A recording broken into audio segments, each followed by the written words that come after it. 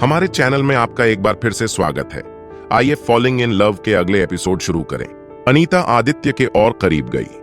अनीता ने आदित्य के होठों पर अपने होंठ रख दिए।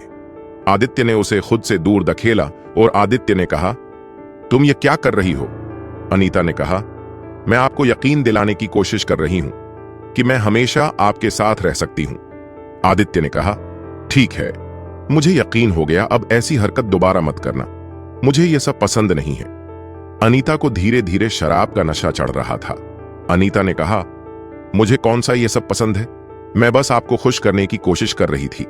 आदित्य ने कहा, तुम्हें यह सब करने की जरूरत नहीं है, जाओ, जाकर कमरे जाकर सो जाओ, तुम्हें बहुत चढ़ी है। अनीता ने कहा, ठीक है, मैं कमरे में जाकर सो जाती हूं, आप भी आकर सो जाइए, बहुत रात हो गई है।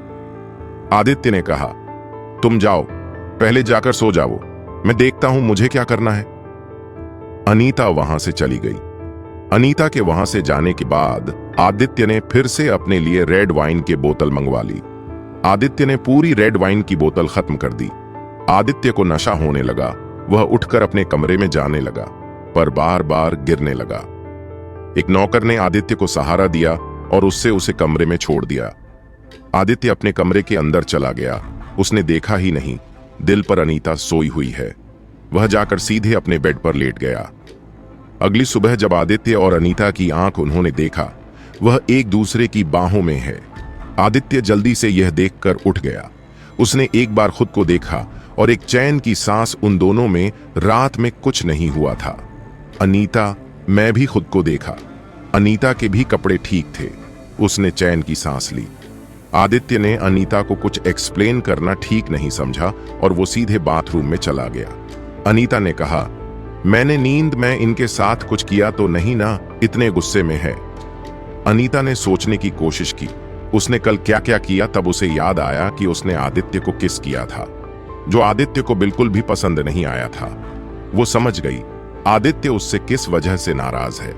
उसने खुद के सर पर मारा और कहा, क्या जरूरत थी तुम्हें ऐसा करने की, यह पता होते हुए भी कि वो किसी और से प्यार करता है। कभी मुझे माफ नहीं कर पाएंगे? आदित्य ने बाथरूम में जाकर शावर ले लिया और वह शावर लेकर सीधे नीचे चला गया।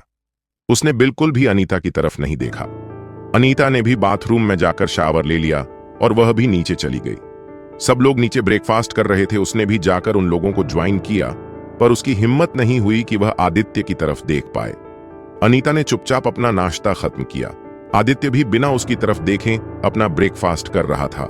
अरुण ने उन दोनों को नोटिस किया, जो एक दूसरे की तरह बिल्कुल भी नहीं देख रहे थे। अरुण ने कहा, क्या तुम दोनों के बीच में झगड़ा हो गया है, जो बिल्कुल भी एक दूसरे की तरफ देख भी नहीं रहे और बात भी नहीं कर रहे हो? आदित्य और अनीता दोनों ने भी कुछ नहीं कहा।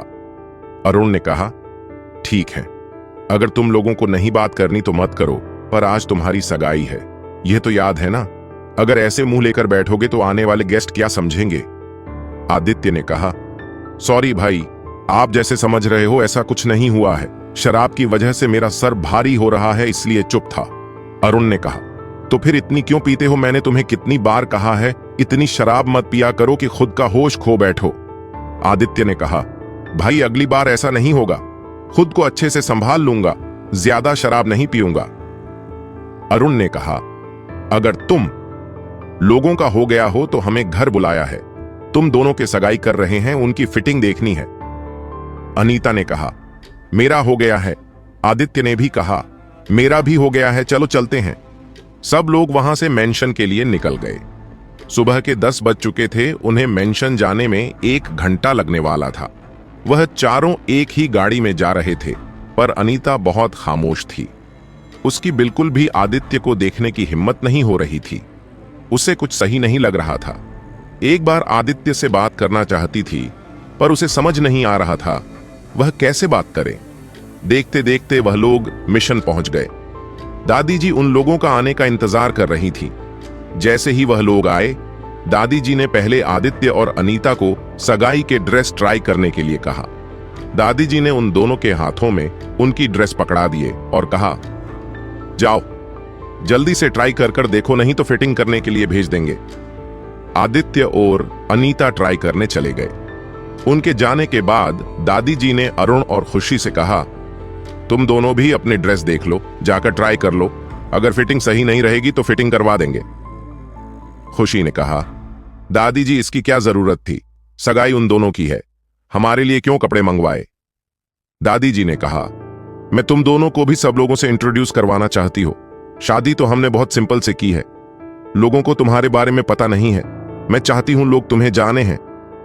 खुशी ने कहा, मैं इस सब के लिए रेडी नहीं हूं, मुझे इतनी जल्दी लोगों के बीच में बातों का जरिया नहीं बनना है। अरुण ने कहा, नहीं, सब लोगों को पता चलना चाहिए कि तुम कौन हो, मैं चाहता हूं कि लोग तुम्हारे सामने भी झुके। खुशी ने कहा, पर मैं ऐसा नहीं चाहते हो, मुझे बहुत अनकंफर्टेबल लगेगा। प्रणव ने कहा, बिल्कुल भी नहीं लगेगा, हम सब लोग हैं तुम्हारे साथ, तुम्हें कोई प्रॉब्लम नहीं होगी। दादी जी ने कहा, तुम्हें उल्टा खुश होना चाहिए कि लोगों को तुम्हारे बारे में पता चलेगा, लोग तुम्हें इज्जत देंगे। खुशी ने कहा, ठीक है, आप लोगों को जैसे सही लगे ऐसे कीजिए, आप लोग जानते हैं, अच्छा बुरा मुझे आप लोगों से कुछ नहीं कहना। दादी जी ने कहा, तो जाओ, जाकर जल्दी से ट्राई करके देखो, नहीं तो उनके साथ तुम्हारे ड्रेस को भी फिटिंग करने के लिए भेज देंगे। खुशी और अरुण भी ट्राई करने चले गए। खुशी के लिए एक अप शोल्डर डिजाइनर गाउन मंगवाया था और अरुण के लिए डिजाइनर सूट, आदित्य के लिए भी डिजाइनर सूट और अनीता के लिए लहंगा मंगाया था। चारों लोग ड्रेस ट्राई करके दादी जी के सामने खड़े हो गए। भाटी जी को चारों को देखकर बहुत खुश हो गई। दादी जी ने सत्य नजर उठाते हुए कहा, तुम लोगों को किसी की नजर ना लगे, तुम सब लोग बहुत अच्छे दिख रहे हो। वह चारों बहुत अच्छे दिख रहे थे और ड्रेस भी एकदम परफेक्ट फिट आई थी। दादी जी ने कहा, किसी को ड्रेस फिट तो नहीं करवानी ना। सब लोगों ने कहा, ड्रेस एकदम परफेक्ट लिए फिट है, फिट करने की जरूरत नहीं है। दादी जी ने अनीता से कहा, आज तुम यही रुक जाओ, मैं यही तुम्हारी स्टाइलिश को बुला लेती हूं और तुम्हें अपने जिन भी दोस्तों को बुलाना है उन्हें बुला लो, बस उनके नाम मुझे बता देना, मैं सिक्योरिटी गार्ड को बता दूंगी। दादी जी ने खुशी से कहा, अगर तुम्हें भी अपने किसी फ्रेंड को बुलाना हो तो तुम बुला सकती हो, बस मुझे उनके नाम बता देना। खुशी ने जल्दी से अपने दोस्तों के नाम बता दिए और कहा, मैं इन लोगों को कॉल करके बुलाने वाली हूं। खुशी के दोस्तों के नाम सुनकर आदित्य को थोड़ा बुरा लगा, पर उसने कुछ नहीं कहा। खुशी के फ्रेंड के लिस्ट में कावेरी का भी नाम था। आदित्य सोचने लगा, क्या मैं इसके सामने सगाई कर पाऊंगा? मेरे पास मौका है, मुझे उससे एक बार बात कर लेनी चाहिए, अभी भी देर नहीं हुई है। आदित्य ने दादी से कहा, मैं जाकर चेंज करता हूं। इतना कहकर वो वहां से चेंजिंग रूम में चला गया। आदित्य ने चेंजिंग रूम में जाकर कावेरी को कॉल किया। कावेरी ने आदित्य का कॉल उठाया और कहा, कैसे याद किया? लगता है सगाई का इनविटेशन देने के लिए कॉल किया है। वैसे तुम्हारे भाभी ने मुझे पहले इनविटेशन दे दिया है, हर किसी को कॉल कर कर इनविटेशन देने की जरूरत नहीं है, मैं वक्त पर आ जाऊंगी। आदित्य ने कहा, मैं तुमसे बात करना चाहता हूं, क्या तुम्हारे पास वक्त है मुझसे बात करने के लिए? कावेरी ने कहा, जो भी कुछ बोलना है जल्दी बोलो, मुझे पेशेंट को देखने जाना है। आदित्य ने कहा, आज मेरी सगाई हो रही है, क्या तुम कुछ कहना नहीं चाहोगी? कावेरी ने कहा, मैंने तुम्हें पहले ही क्लियर कर दिया है, मेरे दिल में अभी भी समय है और मैं उसे भुला नहीं पा रही हो, इसलिए तो मेरे बारे में भूल ही जाओ। हमारा आगे चलकर कुछ नहीं होगा और अगर मैंने तुमसे शादी है, सगाई कर भी ले तो मेरा रोज सामना समर से होगा, यह मैं बिल्कुल भी नहीं चाहती हूं।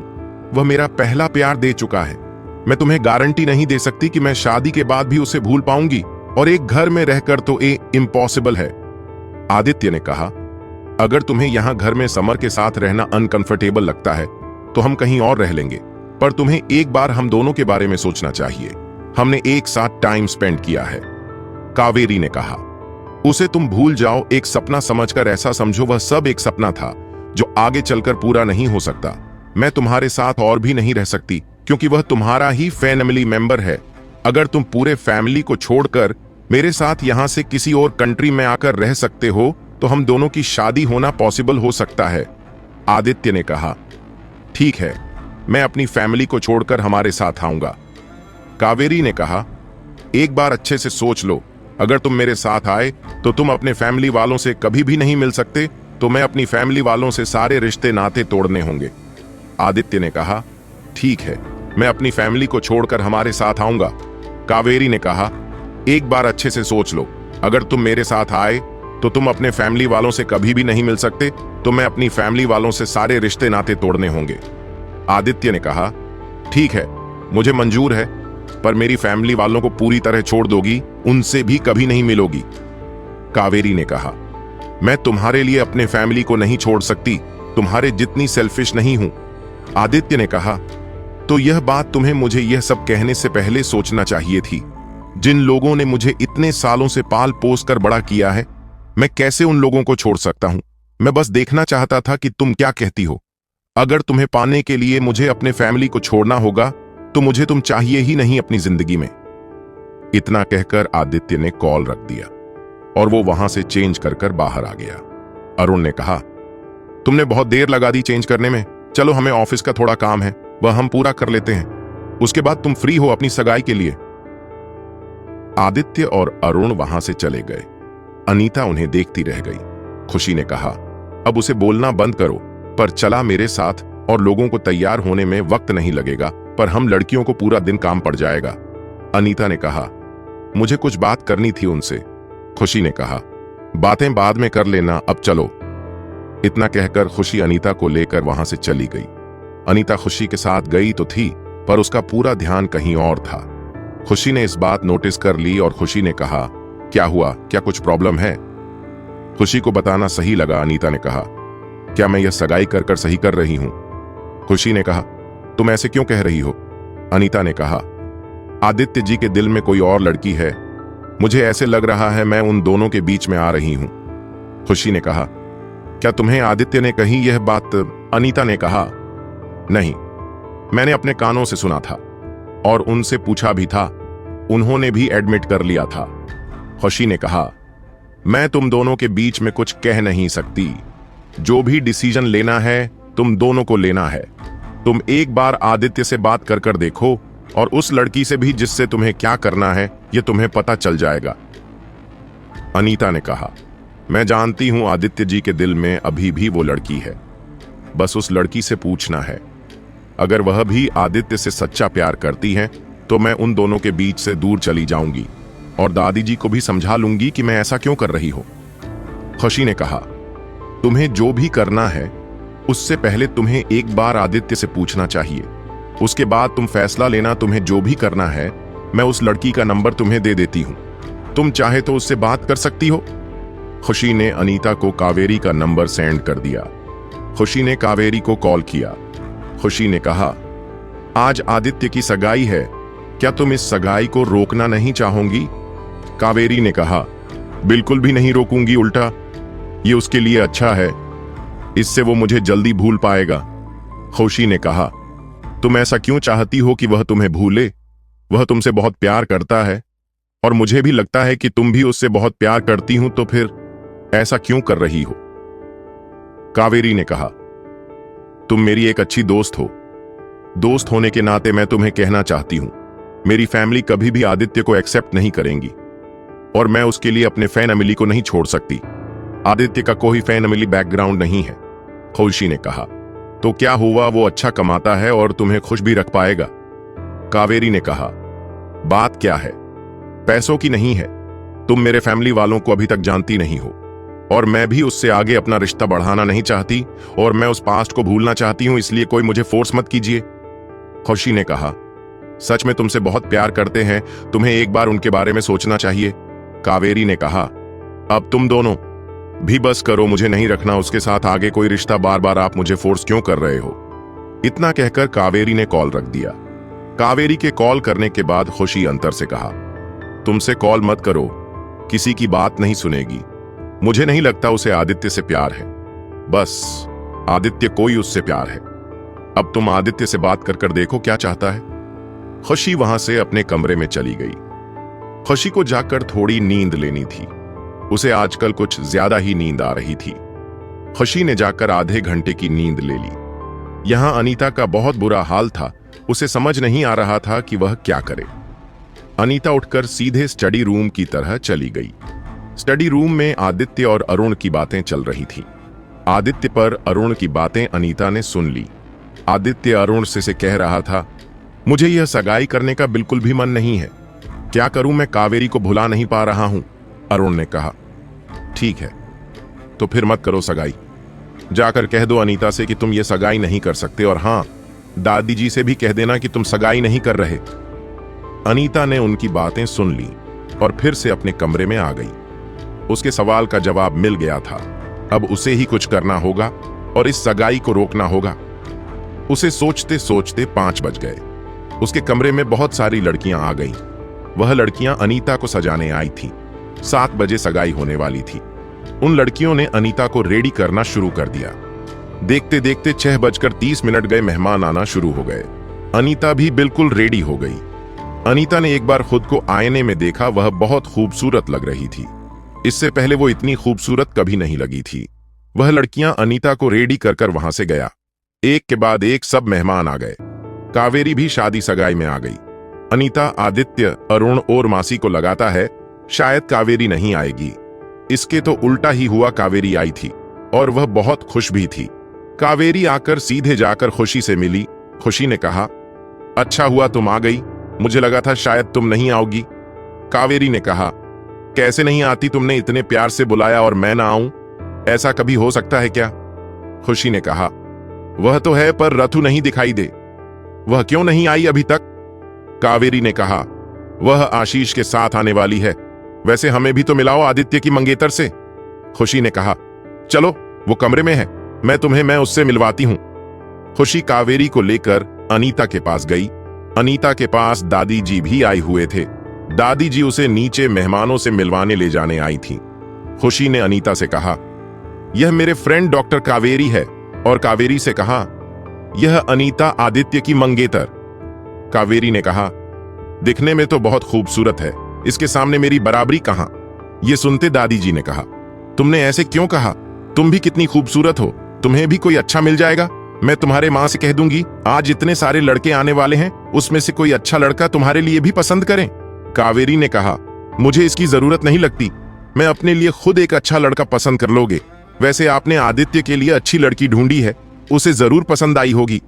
दादी जी ने कहा, यह आदित्य को बहुत पसंद आ गई है, मेरी चॉइस है इतनी अच्छी। पहले मैंने अरुण के लिए खुशी को चुना, आदित्य के लिए। अनीता, तुमने देखा ही होगा अरुण और खुशी कितना खुश है। वैसे ये दोनों भी आगे चलकर बहुत खुश रहेंगे, नहीं तो तुम जैसे आजकल की लड़कियां जो अपनी पसंद ढूंढने निकल पड़ती हैं, घर वालों की तो कोई फिक्र ही नहीं। कावेरी ने कहा, क्या हुआ अगर हमने हमारी पसंद के लड़के से शादी की तो? उल्टा एक दूसरे को जानकर शादी करने में मैं कितनी समझदारी होती है और झगड़े भी नहीं होते। दादी जी ने कहा, ठीक है, तुम्हारी सोच से हमारी सोच कभी नहीं मिल सकती। अगर आप लोगों का मिलना हो गया हो तो क्या मैं इसे लेकर नीचे जाऊं? नीचे मेहमान आ गए हैं जो इसे पूछ रहे हैं। खुशी ने कहा, ठीक है, आप इसे लेकर जाइए, हम भी आते हैं। दादी जी अनीता को लेकर नीचे चली गई। नीचे सब लोग अनीता का इंतजार कर रहे थे। खुशी भी अच्छे से रेडी होकर वह भी नीचे चली गई। जैसे ही खुशी नीचे आई, दादी जी ने खुशी को अपने पास बुला लिया। दादी जी ने खुशी को सबसे इंट्रोड्यूस करवाया। लोगों ने कहा, आपकी दोनों बहू ये अच्छी ही और बहुत खूबसूरत भी, दाद देनी पड़ेगी आपके पसंद की। सब लोग खुशी और अनीता की तारीफें कर रहे थे। उन दोनों की तारीफें देखकर यहां घर में प्रिया और स्वरा को बहुत बुरा लग रहा था। उन दोनों को तो कोई पूछ भी नहीं रहा था, न दादी ने लोगों को उनका परिचय करके दिया था। वह दोनों चुपचाप 2 कोने में खड़ी थीं। प्रिया अपने बेटे के साथ थी और स्वरा अकेली थी। स्वरा को अकेले देखकर समर उसके पास गया। समर ने स्वरा से कहा, तुम अकेली क्या कर रही हो? चलो मेरे साथ, में तुम्हें लोगों से मिलवाता हूं। स्वरा समर के साथ चली गई। समर ने अपने सभी दोस्तों से और अपने सभी बिजनेस पार्टनर से स्वरा को इंट्रोड्यूस करवाया। वैसे तो स्वरा को सब लोग जानते थे, पर वह यह नहीं जानते थे कि समर और स्वरा की शादी हो चुकी है। सब लोगों ने उन्हें मैरिज के लिए बधाई दी। उन लोगों का सब चल ही रहा था, तभी ऊपर से प्रताप भी नीचे आ गया। प्रताप ने देखा प्रिया अकेले अपने बेटे के साथ एक कोने में बैठी हुई है। आप किसी से घुल मिल नहीं रही हैं। प्रताप प्रिया के पास गया। प्रताप ने प्रिया से कहा, क्या हुआ, तुम लोगों से घुल मिल क्यों नहीं रही हो? यहां अकेले क्यों बैठी हुई हो? प्रिया ने कहा, मैं यहां किसी को नहीं जानती, और जिन्हें जानती हूं वो अपने दोस्तों से बातें करने में बिजी है। प्रताप ने कहा, चलो मैं तुम्हें लोगों से मिलवाता हूं, उनके साथ तुम्हारी जान पहचान हो जाएगी तो तुम्हें आगे चलकर इसका फायदा होगा।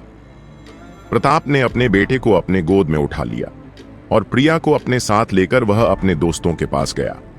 उसने सभी दोस्तों को प्रिया से इंट्रोड्यूस करवाया और प्रिया को उन सभी से। प्रिया ने सबके साथ अच्छे से बात की और वह सब लोगों से मिली। सब लोगों को प्रिया का नेचर बहुत अच्छा लगा। एक के बाद एक सभी लोग नीचे अब पार्टी में आने लगे। सबसे आखिरी में अरुण और आदित्य की एंट्री हो गई। अनीता ने आदित्य को देखा जो बहुत हैंडसम लग रहा था। अनीता की नजरें आदित्य के ऊपर हटने का नाम ही नहीं ले रही थीं। आदित्य ने अनीता को नहीं देखा था, उसकी नजरें तो बस कावेरी को ढूंढ रही थीं और उसने कावेरी को ढूंढ भी लिया। उसने देखा कावेरी कई और देखने में बिजी थी और उसके चेहरे पर गुस्सा था। उसने कावेरी की नजरों का पीछा करते हुए देखा तो समर और स्वरा को गुस्से से देख रही थी।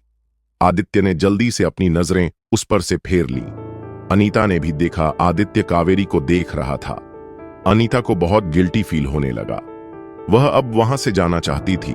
उसने अब सोच लिया था कि वह ये सगाई नहीं करेगी।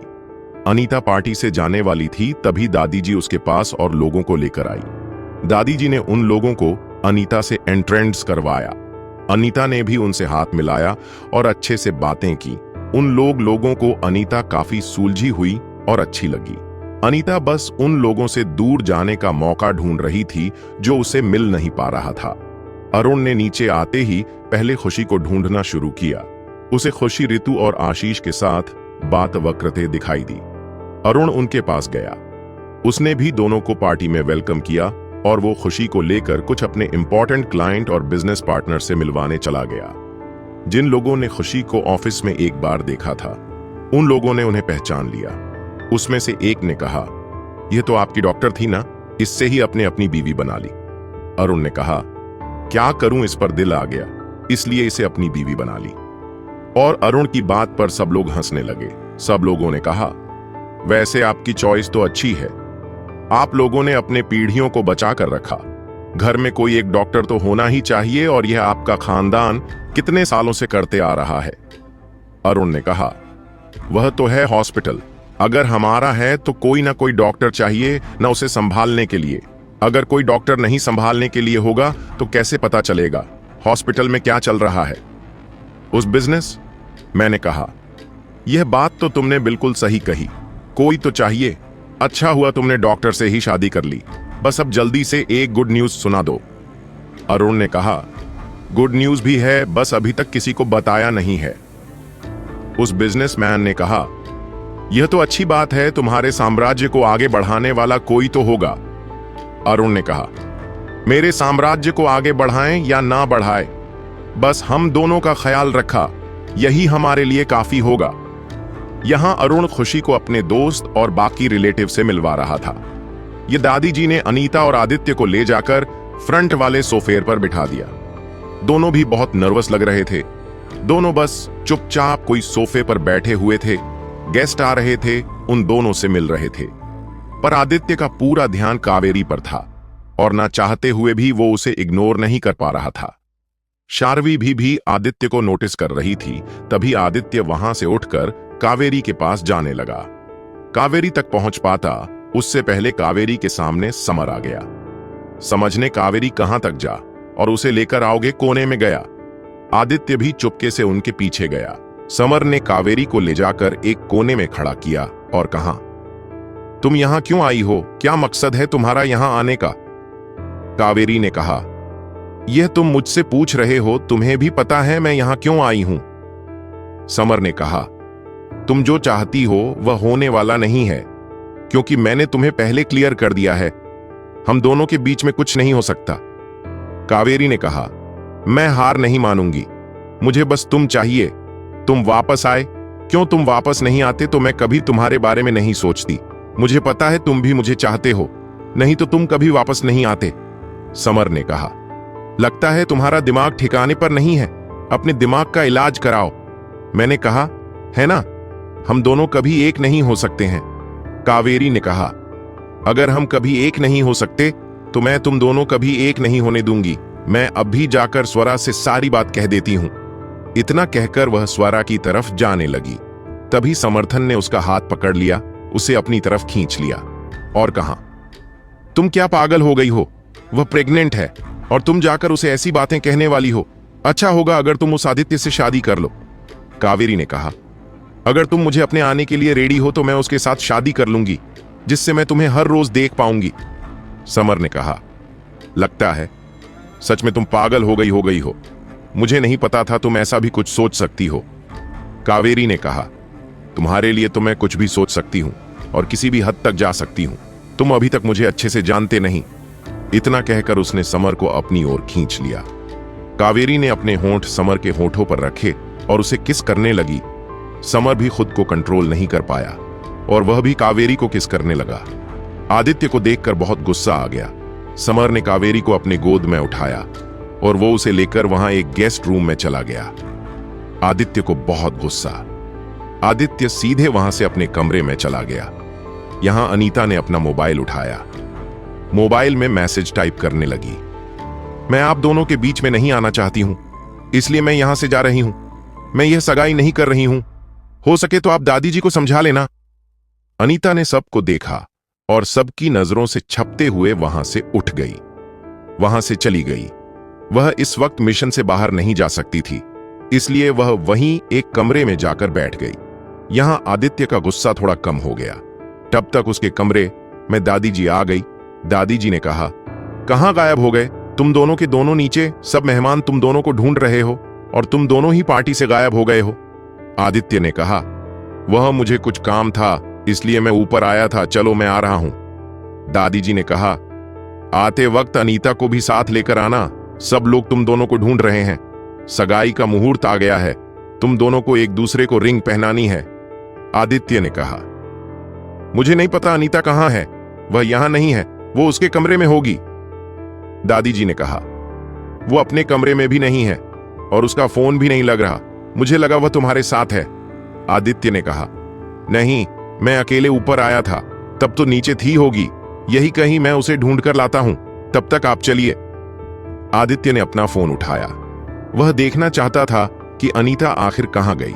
उनके पूरे घर में सीसीटीवी कैमरे लगे हुए थे, इसीलिए उसे अनीता को ढूंढना इतना मुश्किल नहीं था। आदित्य ने अपना मोबाइल निकल कर देखा, उसके मोबाइल पर एक मैसेज था। उसने ध्यान से देखा तो वो मैसेज अनीता का था। उसने मैसेज पढ़ा। मैसेज मैं जो लिखा था वह पढ़कर उसे बहुत गुस्सा आ गया।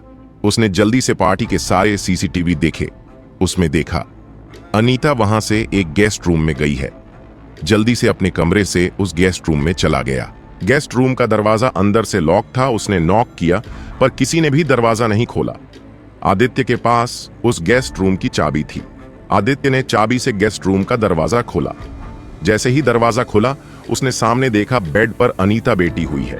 वह सीधे अनीता के पास गया और उसने अनीता का हाथ पकड़कर उसे उठाया और कहा, अगर तुम्हें सगाई नहीं करनी थी तो तुम पहले बता सकती थी। अब सब मेहमान आ गए हैं, अब कोई फायदा नहीं है, चलो मेरे साथ। इतना कहकर वो उसका हाथ पकड़ते हुए उसे नीचे लेकर गया। नीचे सब लोग उन दोनों का ही वेट कर रहे थे। कुछ लोग तो उनके खिलाफ बातें कर रहे थे। उन लोगों ने जैसे उन दोनों का आते देखा, लोगों ने बातें करना बंद कर दिया। अनीता और आदित्य आकर सब लोगों के सामने खड़े हो गए। दादी जी उनके पास 2 रिंग लेकर आ गई। पहले दोनों ने एक दूसरे की तरफ देखा, किसी ने कुछ नहीं कहा। दादी जी ने रिंग अनीता की तरफ बनाई और उसे आदित्य को पहनाने के लिए कहा। आदित्य ने रिंग उठा ली और उसने एक बार आदित्य की तरफ देखा और आदित्य एकदम चुपचाप था। उसने अपना हाथ आगे बढ़ा दिया।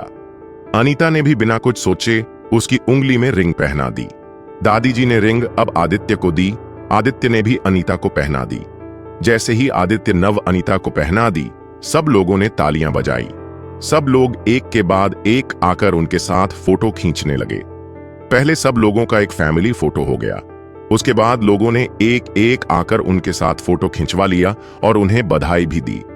दादी जी उन लोगों के लिए बहुत खुश थीं। खुश नहीं थे तो बस अनीता और आदित्य, वह बस खुश होने का दिखावा कर रहे थे। तभी आदित्य की नजर कावेरी पर पड़ी जो बहुत खुश थी। आरो बार बार समर को देखकर मुस्कुरा रही थी। यह देखकर तो आदित्य का खून खौल उठा और उसे कावेरी पर बहुत गुस्सा आ गया। इतना गुस्सा कि अगर कावेरी उसके सामने होती तो न जान उसके साथ क्या कर देता। इतने मेहमानों के बीच वो ना उसे बोल सकता था, ना उसके साथ कुछ कर सकता था। कुछ देर बाद पार्टी खत्म हो गई। जैसे लोग पार्टी से जाने लगे, आदित्य भी वहां से सीधे अपने कमरे में चला गया। अब वहां बस अनीता ही थी। अनीता भी वहां सब लोगों के बीच में बहुत अनकंफर्टेबल फील कर रही थी। उसे आदित्य का यह बिहेवियर कुछ समझ नहीं आया था। वह जाकर उससे पूछना चाहती थी कि उसने मैसेज पढ़कर भी सगाई क्यों की। अनीता ने सब लोगों से कहा, मुझे वॉशरूम जाना है, और वहां से बाहर निकल आई। उसने बाहर आकर आदित्य को ढूंढा, पर उसे आदित्य कहीं नहीं दिखाई दिया। उसने एक लोगों से पूछा, आदित्य कहाँ है? उन लोगों ने आदित्य कहाँ है बता दिया। आदित्य अपने कमरे में था। अनीता आदित्य के कमरे में चली गई। उसने जाकर देखा, कमरे में कोई नहीं था। तभी उसे बाथरूम का दरवाजा खुलने की आवाज आई। उसने पीछे मुड़कर देखा तो आदित्य बाथरूम से बाहर आ रहा था। आदित्य ने कपड़ों के नाम पर बस एक टॉवेल लपेटा हुआ था। उसकी बॉडी पर और कोई कपड़े नहीं थे। अनीता ने शर्म से अपना मुंह फिरा लिया। आदित्य ने कहा, तुम यहां क्या कर रही हो? बोलो, क्या काम था? अनीता ने कहा, क्या आपने मेरा मैसेज ठीक से नहीं पढ़ा? आदित्य ने अपने बाल सिखाते हुए कहा, मैंने तुम्हारा मैसेज पढ़ा है, अच्छे से पढ़ा है। अनीता ने कहा, आपने अगर मेरा मैसेज पढ़ा है तो आप फिर भी सगाई के लिए रेडी हो गए। इसका मतलब मैं क्या समझूं? क्या आप सच में मुझसे शादी करने वाले हैं?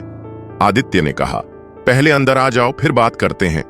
अनीता ने कहा, आप पहले शर्ट पहन लीजिए, फिर मैं अंदर आऊंगी। आदित्य ने कहा, मेन शर्ट नहीं पहनने वाला। अगर तुम्हें मुझे बिना कपड़ों के देखकर इतनी शर्म आती है तो तुम जा सकती हो। वैसे तो हॉस्पिटल में कितने लोगों को बिना कपड़ों का देखा होगा तुमने। मुझे बस बिना शर्ट के देखकर इतना शर्मा रही हो, कहीं तुम सब दिखावा तो नहीं कर रही ना? कावेरी ने कहा, नहीं, मैं दिखावा नहीं कर रही हूं, और अंदर आ गई। आदित्य ने जाकर कमरे का दरवाजा बंद कर लिया। कावेरी ने कहा, आपने दरवाजा क्यों बंद कर लिया? आदित्य ने कहा, क्या तुम्हें हमारी बीच की बातें पूरे घर वालों को पता लगने देनी है? अनीता ने ना में सिर हिलाया। आदित्य धीरे धीरे अनीता के करीब गया। अनीता डर गई और अनीता ने कहा, आप यह क्या कर रहे हैं?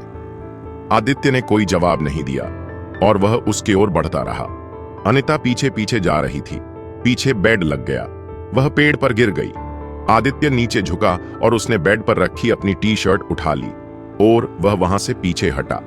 आदित्य को पीछे हटते देखकर अनीता ने एक चैन की सांस ली और वह बेड से उठकर खड़ी हो गई। अनीता ने कहा, आप मुझे बताने वाले थे? आदित्य ने कहा, क्या? आदित्य ने कहा, क्या? अनीता ने कहा, क्या आप मुझसे शादी करने वाले हैं? आदित्य ने कहा, यह सवाल मैं तुमसे पूछना चाहता हूं, क्या तुम मुझसे शादी करना चाहती हो? अनीता ने कहा, अगर आप मुझसे शादी नहीं करना चाहते तो मैं भी नहीं करूंगी। मैं आपको कोई फर्क नहीं कर रही हूं। अगर आप अभी भी कावेरी से प्यार करते हैं तो आप उसके साथ शादी कर सकते हैं। मैं आप दोनों के बीच से चली जाऊंगी और दादी जी को भी बता दूंगी। आदित्य ने कहा, तुम्हारा क्या चल रहा है? तुम्हारे बीच में नहीं आऊंगी, चली जाऊंगी, दादी जी को बता दूंगी। क्या बताओगी तुम दादी जी को? अनीता ने कहा, यही कि मैं आपके लिए सही चॉइस नहीं हूं। आप किसी और लड़की से प्यार करते हैं, उसकी और आपकी शादी करवा ले दे। आदित्य ने कहा, तुम किसी से कुछ नहीं कहोगी और दादी जी से तो बिल्कुल भी नहीं।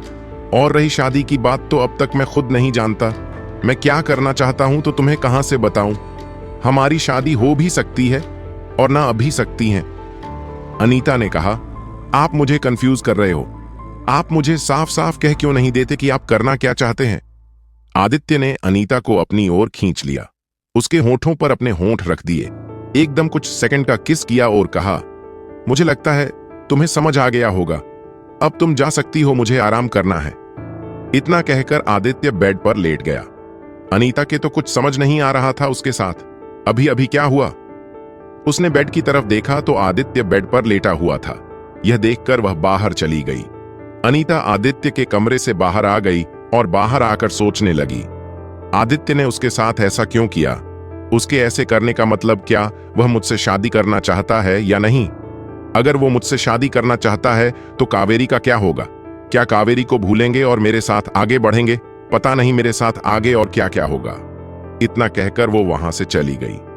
अनीता वहां से सीधे अपने कमरे में चली गई और उसने वहां जाकर चेंज कर लिया।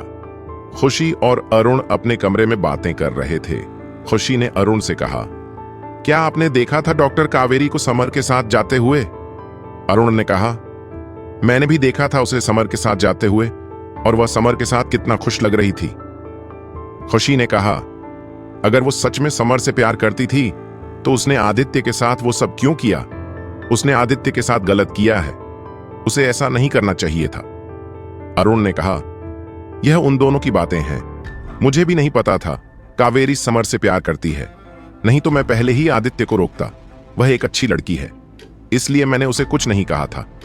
मैं कावेरी को बहुत सालों से जानता हूं। खुशी ने कहा, अगर आप उसे इतने सालों से जानते हो तो आपको नहीं पता था कि वह समर से प्यार करती है? अरुण ने कहा, नहीं जानता था, उसने कभी बताया भी नहीं था। आदित्य से अच्छे से पेश आ रही थी और उसके साथ उसने नाइट भी स्पेंड कर ली थी, इसलिए मुझे लगा और दोनों एक साथ खुश रहेंगे, पर नहीं पता था कि उन दोनों के बीच में समर लौट कर आएगा। खुशी ने कहा, वह सब जाने दो, कब अनीता और आदित्य दोनों को एक दूसरे से प्यार होगा, क्यों दोनों एक नए रिश्ते की शुरुआत कर पाएंगे? अरुण ने कहा, आदित्य को एक नई शुरुआत करनी चाहिए। वैसे अनीता एक बहुत अच्छी लड़की है, दादी ने उसका पूरा बैकग्राउंड चेक किया है, बस उसकी कोई फैमिली नहीं है, जो भी है वह बस हमारे फैमिली वाले हैं उसके लिए। उसकी पूरी पढ़ाई की जिम्मेदारी दादी ने ही उठाई थी।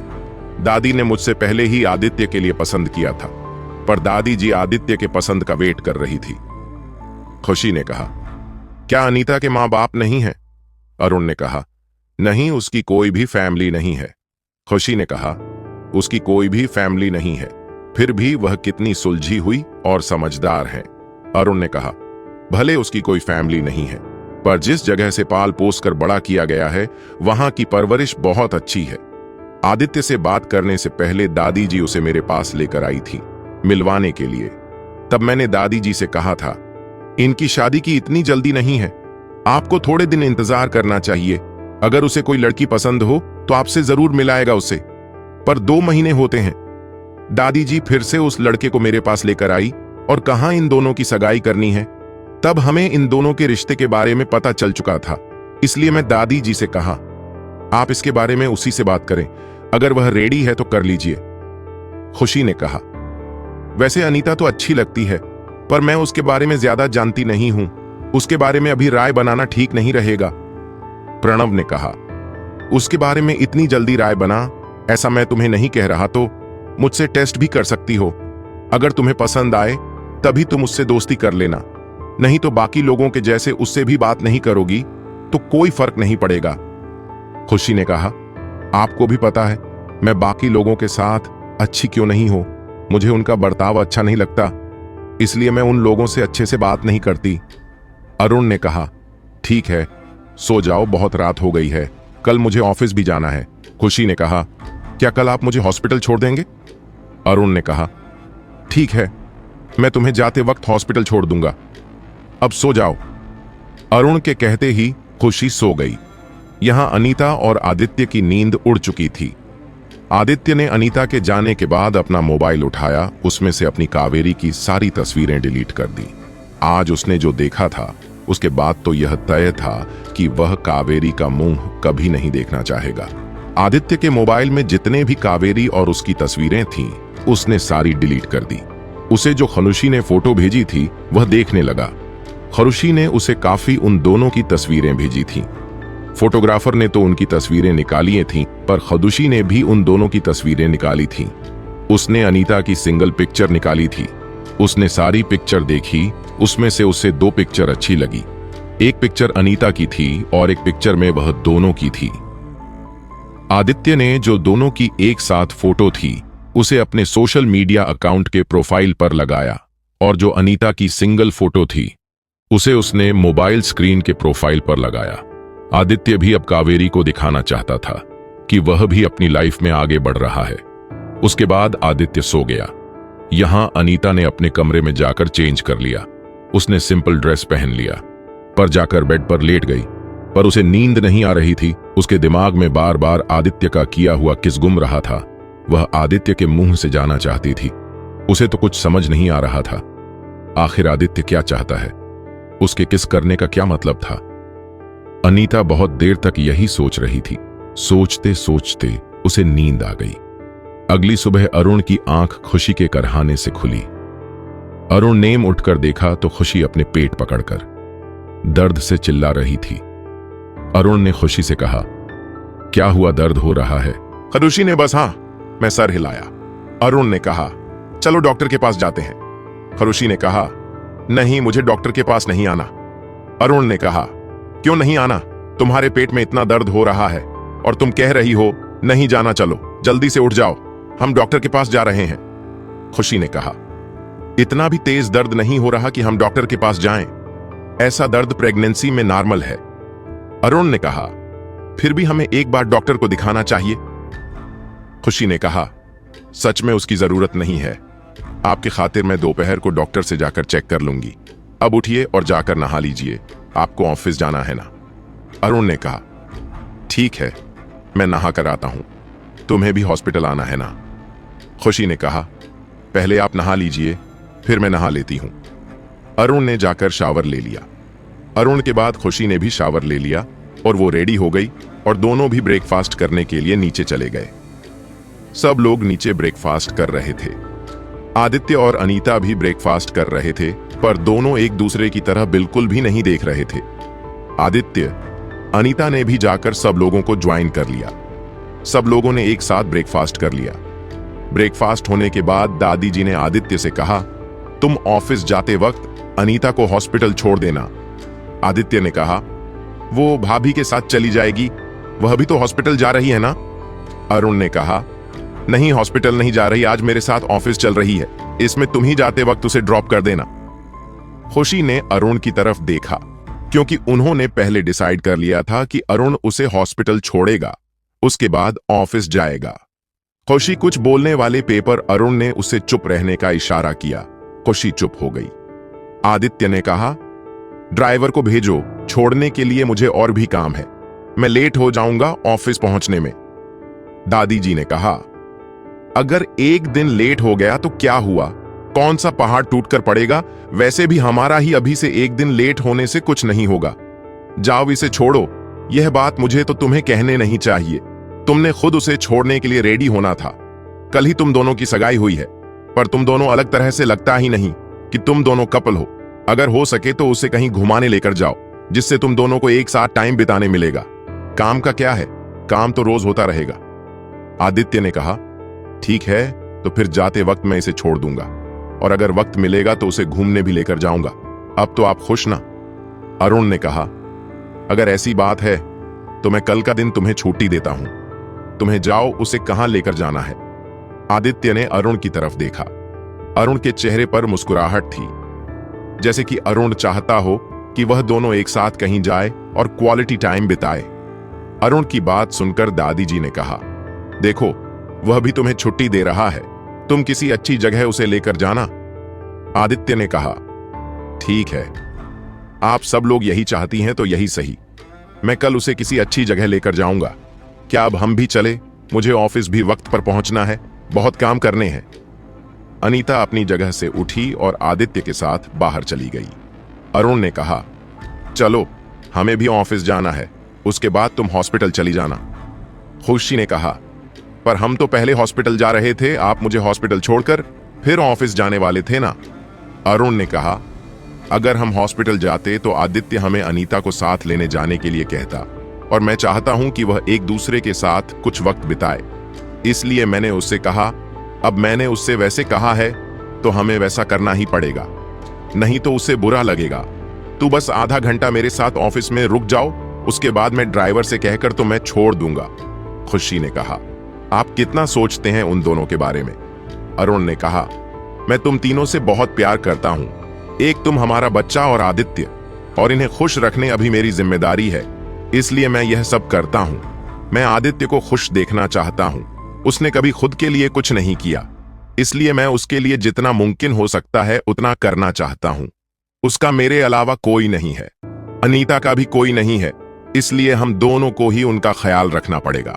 खुशी ने कहा, क्यों नहीं, हम जरूर उनका ध्यान रखेंगे।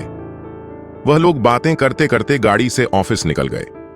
यह आदित्य अनीता को लेकर गाड़ी की तरफ गया। उसने ड्राइवर साइड का दरवाजा खोला और खुद जाकर गाड़ी में बैठ गया। अनीता बस की तरफ बस देखती रह गई। बहुत देर हो गई।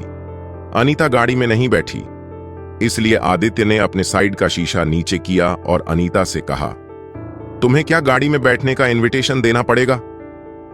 यह सुनकर अनीता कार की ओर बढ़ी और उसने कार का दरवाजा खोला और पीछे वाली सीट पर बैठ गई।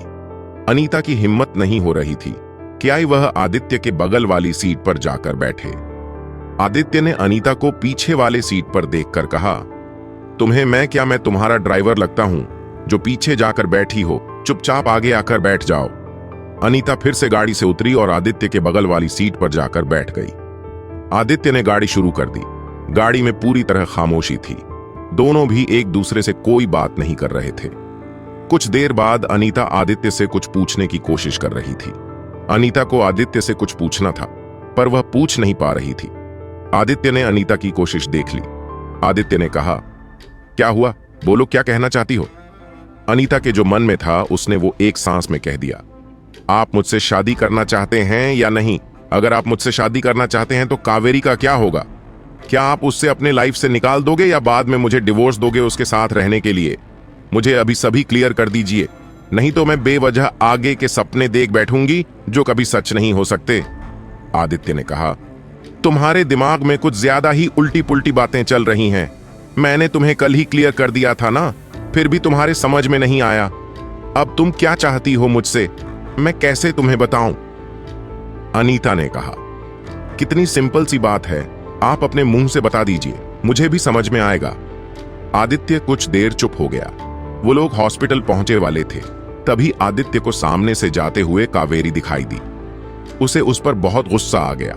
आदित्य ने अनीता से कहा, तुम्हें मैं जवाब ही चाहिए था ना? इतना कहकर उसने दोनों साइड के ग्लास नीचे किए जिससे कावेरी देख पाए। गाड़ी में क्या हो रहा है? आदित्य ने अनीता को अपनी ओर खींच लिया और उसने उसके गर्दन पर हाथ डाला और उसे किस करने लगा। अनीता ने आदित्य से एक्सेप्ट नहीं किया था, इसलिए अनीता थोड़ी डर गई। आदित्य के बाहों से छूटने की कोशिश करने लगी क्योंकि वह लोग हॉस्पिटल के बाहर थे और लोग उन दोनों को देख रहे थे। बहुत सारे कावेरी ने भी देख लिया। गाड़ी में क्या चल रहा है? कावेरी घर के पास आई और उसने डोर नॉक करते हुए कहा, यह आपका बेडरूम नहीं है, यह हॉस्पिटल है। अगर आप लोगों को रोमांस करना ही है तो अपने घर जाकर करिए। यहाँ के लोगों को आपके इस रोमांस से परेशानी हो रही है। आदित्य ने अनीता को छोड़ दिया और कावेरी से कहा, दिखाओ मुझे किसे प्रॉब्लम हो रही है, और ये लोग तो हमें देखकर एंजॉय कर रहे हैं। तुम खुद ही देखो कैसे वीडियो निकाले हैं। कावेरी ने पीछे मुड़कर देखा तो सच में लोग वीडियो बना रहे थे। कावेरी की तो बोलती बंद हो गई। आदित्य ने शीशे में से सर बाहर निकालते हुए कहा, क्या आप लोगों को हम लोगों के इसे करने से कोई प्रॉब्लम है? सब लोगों ने ना मैं सर हिलाया। अपना सर अंदर लेते हुए कावेरी से कहा, क्या तुम्हें कोई प्रॉब्लम है? कावेरी ने कहा, मुझे क्या कोई प्रॉब्लम होगी? तुम लोगों को जो करना है वह करो। 11। कावेरी ने बस इतना ही कहा था कि आदित्य फिर से अनीता को किस करने लगा, पर इस बार आदित्य ने कुछ ज्यादा ही कर दिया। उसने अनीता को गोद में उठा लिया और उसे डिपली किस करने लगा। आदित्य ने पूरी तरह कावेरी को इग्नोर कर दिया था। आदित्य अनीता के किस से इतना खोया हुआ था कि उसे वक्त का ध्यान भी नहीं रहा। अनीता तो बस खुद को आदित्य के बाहों से छुड़ाने में लगी हुई थी। उसे बिल्कुल पसंद नहीं आ रहा था कि लोग उन दोनों की वीडियो बना रहे हैं। आदित्य उसे छोड़ने का नाम ही नहीं ले रहा था। उसने उसे कसकर पकड़ रखा था। आदित्य अनीता के किस में खोया हुआ था, तभी उसका फोन बजा। फोन बजने की आवाज से वह होश में आ गया और उसने अनीता को छोड़ दिया। फोन उठा लिया। सामने से उसके असिस्टेंट ने कहा, सर 5 मिनट में मीटिंग शुरू होने वाली है, आप कहां पहुंचे हैं? आदित्य ने घड़ी में वक्त देखा, तब उसे रियलाइज हुआ कि वह पिछले 20 मिनट से यही है। उसने सामने की तरफ देखा तो कावेरी वहां से जा चुकी थी और वहां बहुत लोगों की भीड़ हो गई थी उन लोगों को देखने के लिए, और सब लोगों के मोबाइल में वीडियो निकालने का काम चल रहा था। आदित्य ने अपने पास देखा तो अनीता शर्म से अपना मुंह नीचे झुकाए हुई थी। आदित्य को अनीता को ऐसे सब लोगों के बीच छोड़ना सही नहीं लगा। उसने जल्दी से कार के शीशे क्लोज कर दिए और अपनी गाड़ी शुरू कर दी। सीधे रास्ते पर चलाना शुरू कर दिया। उसने गाड़ी का स्पीड बढ़ा दिया था। उसे 5 मिनट में मीटिंग में पहुंचना था।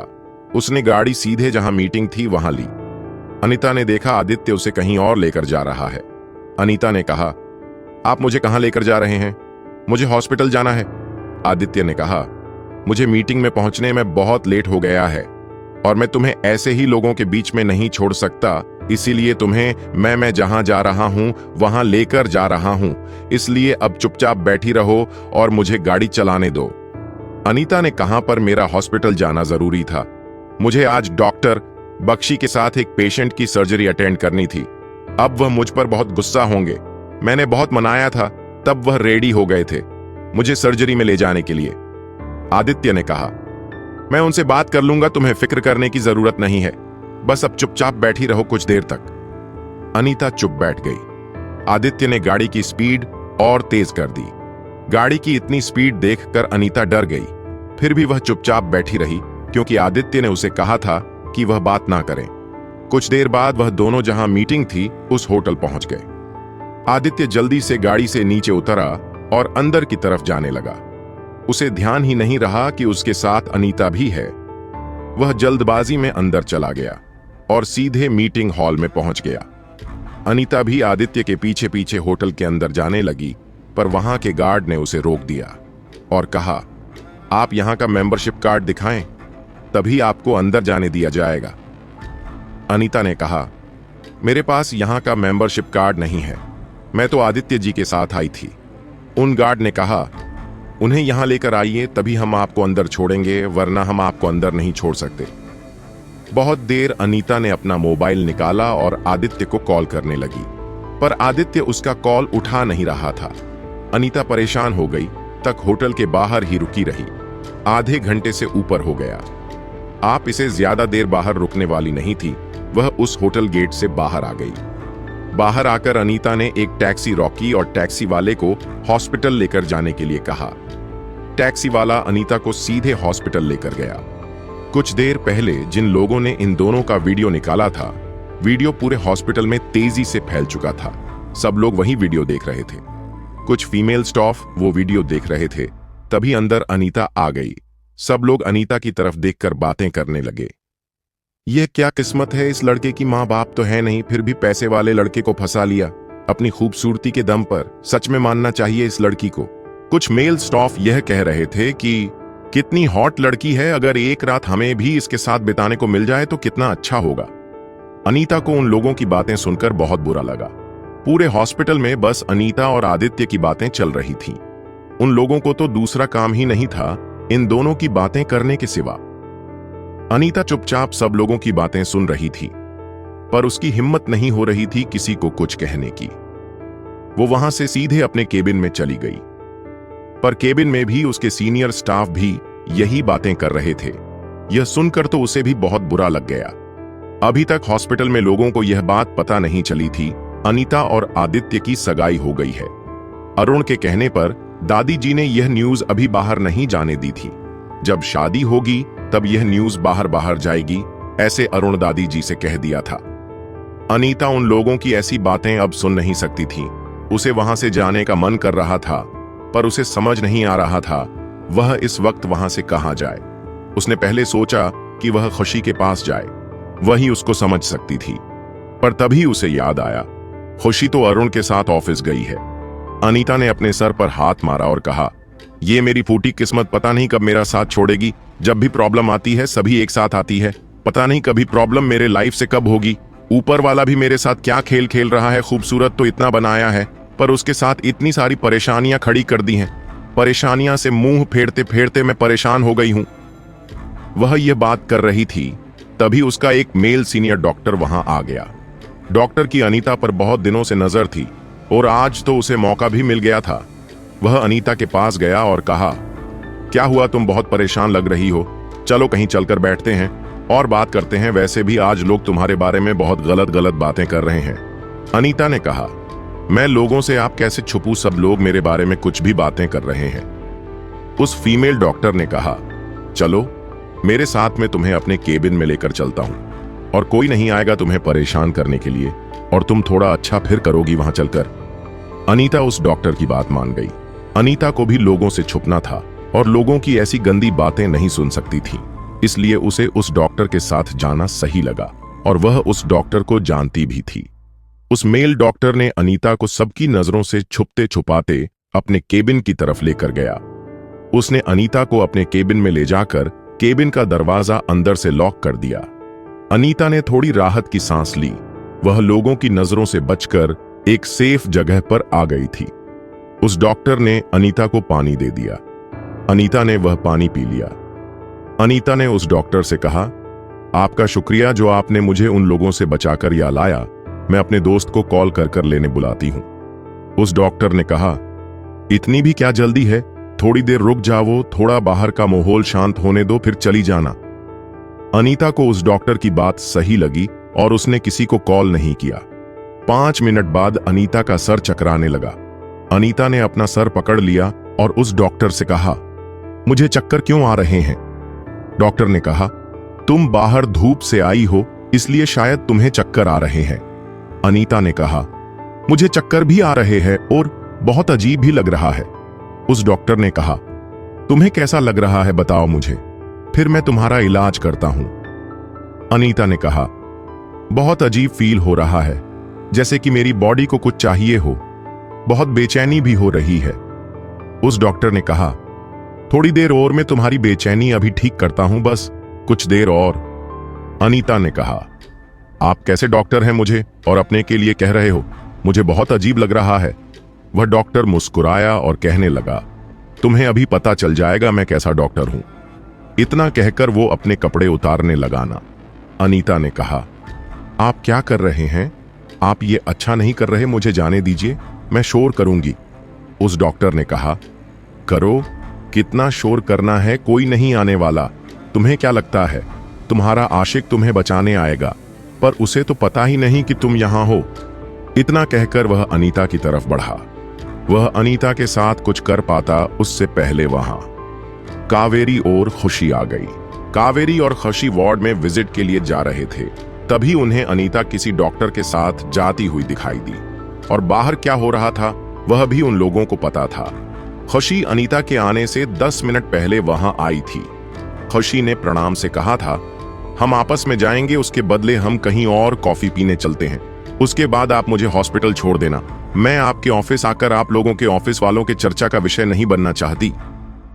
अरुण ने खुशी को वहीं पास वाली कॉफी शॉप में कॉफी पीने लेकर गया। कॉफी पीने के बाद उसने खुशी को हॉस्पिटल छोड़ दिया। जब खुशी हॉस्पिटल पहुंची तो हॉस्पिटल में हर तरफ बस अनीता और आदित्य की बातें चल रही थीं। यह देखकर खुशी के चेहरे पर मुस्कुराहट आ गई। अरुण और खुशी चाहते थे आदित्य और अनीता एक दूसरे के करीब आए, और यह बातें सुनकर खुशी उन दोनों के लिए खुश हो गई थी। खुशी के कारणों पर बस उन दोनों की बातें पड़ी थीं, और लोग जो गंदी बातें कर रहे थे वो अभी तक खुशी की कानों पर नहीं पड़ी थी। कावेरी के साथ और मेन विजिट के लिए गई, तब उसे अनीता किसी डॉक्टर के साथ जाते हुए दिखाई दे, पर तब उसने ज्यादा सीरियसली नहीं दिया। उसे लगा शायद उनके साथ कुछ काम हो, पर जब वह दोनों विजिट से लौट कर आ रही थी तभी उन्हें उस केबिन से किसी की चिल्लाने की आवाज आने लगी, इसलिए वह दौड़कर वहां चली गई। उन्होंने देखा केबिन का दरवाजा अंदर से लॉक था। कावेरी ने जल्दी से अपनी हेयर पिन निकाली और उससे उस केबिन का दरवाजा खोल लिया और अंदर चली गई। उन्होंने अंदर आकर देखा तो अनीता पूरी तरह होश में नहीं थी और डॉ अनीता का फायदा उठाने की कोशिश कर रहा था। खुशी जल्दी से अनीता के पास गई और कावेरी ने उस डॉक्टर को मारना शुरू कर दिया। खुशी को अपने पास देखकर अनीता को थोड़ी राहत मिली। अनीता ने खुशी से कहा, मुझे बहुत अजीब सा फील हो रहा है, प्लीज मुझे डॉक्टर के पास लेकर चलो, मुझे लगता है इस डॉक्टर ने मुझे कुछ पिलाया है। खुशी ने अनीता से कहा, ठीक है, मैं अभी डॉक्टर को यह बुलाती हूं। खुशी नहीं, जल्दी से डॉक्टर को कॉल किया। डॉक्टर कुछ मिनट में ही वहां आ गया। वहां शोर सुनकर बहुत सारे लोग इकट्ठा हो गए थे। तभी डॉक्टर भी वहां आ गए। कावेरी उस डॉक्टर को अभी भी पीट रही थी। कुछ देर बाद कावेरी ने उसे पीटना छोड़ दिया और कहा, तुम्हारा क्या करना है वो हॉस्पिटल की टीम डिसाइड करेगी। वह डॉक्टर वहां से भागने लगा पर तभी तो सिक्योरिटी गार्ड ने आकर उस डॉक्टर को अपने कब्जे में ले लिया। डॉक्टर ने आकर अनीता को चेक किया। डॉक्टर ने खुशी से कहा, इससे जवाब देने की कोशिश की गई है, हमें इसे इस ड्रग का एंटीडोज देना पड़ेगा, तब तक इन्हें जल्दी से एडमिट कर लीजिए। अनीता को जल्दी से वार्ड में शिफ्ट किया गया। अनीता को जो ड्रग का डोज दिया था वह ज्यादा पावरफुल नहीं था, इसलिए डॉक्टर ने उसे जल्दी से एंटीडोज दे दिया और कहा, ये एक दो घंटे में नॉर्मल हो जाएगी। इतना कहकर डो वहां से चला गया। खुशी अनीता के पास ही बैठी रही। कावेरी भी वहीं थी। खुशी ने कावेरी सीखा, क्या मैं यहां रुक सकती? इसकी फैमिली में से यहां कोई नहीं है उसके पास रुकने के लिए। कावेरी ने कहा, तुम रुक सकती हो, पर जल्दी से किसी को यहां बुला लो, हमें और भी काम है। खुशी ने कहा, ठीक है, मैं आदित्य को कॉल करके बुलाती हूं, जब तक कोई नहीं आता तब तक मैं यहां रुक जाती हूं। कावेरी ने कहा, ठीक है, तुम रुक जाओ, तब तक मैं जाकर तब तक मेरे काम करती हूं। इतना कहकर कावेरी वहां से चली गई। खुशी अनीता के पास बैठी रही। उसने आदित्य को कॉल किया, पर आदित्य ने कॉल नहीं उठाया। खुशी ने 2-3 बार ट्राई किया, फिर भी आदित्य ने कॉल रिसीव नहीं किया। खुशी ने उसके बाद अरुण को कॉल किया और जो भी हुआ वह अरुण को बता दिया। अरुण को बहुत गुस्सा आ गया। अरुण ने भी आदित्य को कॉल किया, पर आदित्य ने अरुण को कॉल नहीं उठाया। अरुण ने खुशी को कॉल करके कहा, शायद वो मीटिंग में होगा और मोबाइल साइलेंट पर होगा, इसीलिए उसे पता नहीं चल रहा। मैं किसी को कॉल कर कर उस तक एक बात पहुंचाने के लिए कहता हूं। खुशी ने कहा, नहीं, इसकी जरूरत नहीं है, बस उनका कॉल आने पर उन्हें मुझे कॉल करने के लिए कह देना, मैं हूं, तब तक यही उसके पास हूं। अरुण ने कहा, ठीक है, मैं उसका कॉल आने पर उसे बता दूंगा। अगर तुम्हें कोई प्रॉब्लम हो तो मुझे कॉल कर सकती हो। वैसे मैं हॉस्पिटल में कॉल कर कर अनीता का अच्छे से ख्याल रखने के लिए कहता हूं और उसे एक अच्छा डॉक्टर भी देने के लिए कहता हूं, जिससे वह जल्दी रिकवर हो जाएगी। खुशी ने कहा, डॉक्टर की जरूरत नहीं है, उसका ट्रीटमेंट हो गया है, वो 2 घंटे में रिकवर हो जाएगी। आप बस आदित्य से कह देना उसे, इस वक्त उसकी जरूरत है। अरुण ने कहा, ठीक है, मैं उसे बता दूंगा, तब तक तुम उसका ख्याल रखना। इतना कहकर अरुण ने कॉल रख दिया। खुशी काफी देर तक अनीता के पास बैठी रही। खुशी को अनीता के पास बैठे अब 1 घंटा हो गया था। अभी तक आदित्य का कोई भी कॉल नहीं आया था। डॉक्टर एक बार आकर चेक करके गया था। अनीता अभी भी सोई हुई थी। 1 घंटे बाद अनीता नींद से जाग गई। उसका सर चकरा रहा था। उसने अपनी आंखें खोलकर देखा, उसके सामने खुशी थी। अनीता ने कहा, मैं कहां हूं? खुशी ने कहा, डोंट वरी, तुम हॉस्पिटल में हो और सेफ हो। अनीता ने कहा, क्या वह डॉक्टर चला गया? खुशी ने कहा, नहीं, उसे गार्ड ने पकड़ लिया है। हॉस्पिटल की टीम डिसाइड करेगी उसके साथ क्या करना है। एक डॉक्टर को ऐसी हरकत शोभा नहीं देती। अनीता ने कहा, मुझे उस डॉक्टर से डर लग रहा है, वह मेरा सीनियर डॉक्टर है, पता नहीं आगे चलकर वो मेरे साथ और क्या करेगा। खुशी ने कहा, तुम फिक्र मत करो, तुम्हारे साथ कुछ भी नहीं कर पाएगा। वह तुम्हारे साथ कुछ करे से पहले ही हॉस्पिटल की टीम उसे कोई सजा देगी। अनीता ने कहा, मुझे नहीं लगता हॉस्पिटल की टीम ज्यादा कुछ कर पाएगी, क्योंकि वह एक्सपीरियंस और सीनियर डॉक्टर है, उसकी पहुंच भी दूर तक है। इतनी उसकी हिम्मत हुई ऐसी हरकत करने की, उसे पता था उसके साथ ज्यादा कुछ नहीं होगा। खुशी ने कहा, अगर उसकी पहुंच दूर तक है तो क्या तुम्हें नहीं पता यह हॉस्पिटल किसका है? उसे इस हॉस्पिटल में क्या किसी भी हॉस्पिटल में नौकरी नहीं मिलेगी? अगर हॉस्पिटल के टीम ने उसके लिए सही सजा नहीं दी तो मैं अरुण सर से कहकर उसे कड़ी सजा दिलवा दूंगी। अनीता ने कहा, फिर भी मुझे डर लग रहा है, उसने आगे चलकर मेरे साथ ऐसी हरकत की तो मैं सच में किसी को मुंह दिखाने के लायक नहीं रहूंगी। आज तुम थी इसलिए मैं बच गई, नहीं तो मेरा पता नहीं क्या होता। खुशी ने कहा, मैं अकेली नहीं थी, मेरे साथ कावेरी भी थी, उसने हेल्प की, इसलिए मैं तुम्हें बचा पाई, नहीं तो यह मेरे अकेले की बस की बात नहीं थी। अनीता ने कहा, वह आएगी तो मैं उसका भी शुक्रिया अदा करूंगी मेरी हेल्प करने के लिए। खुशी ने कहा, ठीक है, वह जब आएगी तब उसका शुक्रिया अदा कर देना, अब तुम आराम कर लो। अनीता ने कहा, मैं अब ठीक हूं और ऐसे मरीजों की तरह बेड पर पड़े रहना मुझे पसंद नहीं है। खुशी ने कहा, डॉक्टर ने तुम्हें 1 घंटा ऑब्जर्वेशन में रहने के लिए कहा है, इसीलिए तुम्हें डॉक्टर की बात मानकर ऑब्जर्वेशन में 1 घंटा रहना पड़ेगा। अनीता ने कहा, जिस डॉक्टर ने भी यह कहा, यह उस डॉक्टर को बुलाओ, मैं उससे बात करती हूं, मुझे यहां नहीं रुकना। खुशी ने कहा, ठीक है, मैं अभी तुम्हारे अटेंडेंट डॉक्टर को बुलाती हूं, तुम्हें जो बात करनी है वो उनसे करो, अगर वह छोड़ेंगे तो हम चले जाएंगे। खुशी ने अनीता के अटेंडिंग डॉक्टर को कॉल किया। डॉक्टर ने कहा, मैं 5 मिनट में आ रहा हूं, मैं अभी दूसरे पेशेंट को अटेंड कर रहा हूं, अगर इमरजेंसी है तो आप तब तक दूसरे डॉक्टर को बुला सकती हैं। खुशी ने कहा, नहीं इमरजेंसी है, नहीं है, आप आपके पेशेंट को अटेंड कर आ जाना। इतना कहकर उसने कॉल रख दिया और अनीता से कहा, डॉक्टर कुछ देर में आ रहे हैं। यह आदित्य ने अपनी मीटिंग खत्म कर ली थी। वह मीटिंग हॉल से बाहर आया, पर बाहर उसे अनीता कहीं नहीं दिखी। उसे लगा था अनीता उसके पीछे अंदर आ गई है और बाहर उसका वेट कर रही है। उसने अनीता को कॉल करने के लिए अपना मोबाइल निकालना चाहा। उसने अपने जेब में देखा तो उसके जेब में मोबाइल नहीं था। तब उसे याद आया कि वह मोबाइल लेकर नहीं आया, उसका मोबाइल तो उसके गाड़ी में ही है। जल्दी से होटल से बाहर गया और अपने गाड़ी में जाकर अपना मोबाइल देखा। उसके मोबाइल पर 25 मिस कॉल थे। उसने मोबाइल खोलकर देखा तो सबसे ऊपर अरुण के मिस कॉल थे। उन्होंने उससे 3 बार कॉल किया था। उसके बाद खुशी के 6 मिस कॉल थे और अनीता के 8 मिस कॉल थे, बाकी उसके असिस्टेंट के थे। आदित्य ने सबसे पहले अरुण को कॉल किया। अरुण ने कॉल उठाया और कहा, तुम इस वक्त कहां हो? आदित्य ने कहा, मैं मीटिंग करने होटल आया हूं। बोले, क्या बात है, आपने मुझे इतनी बार कॉल किया है?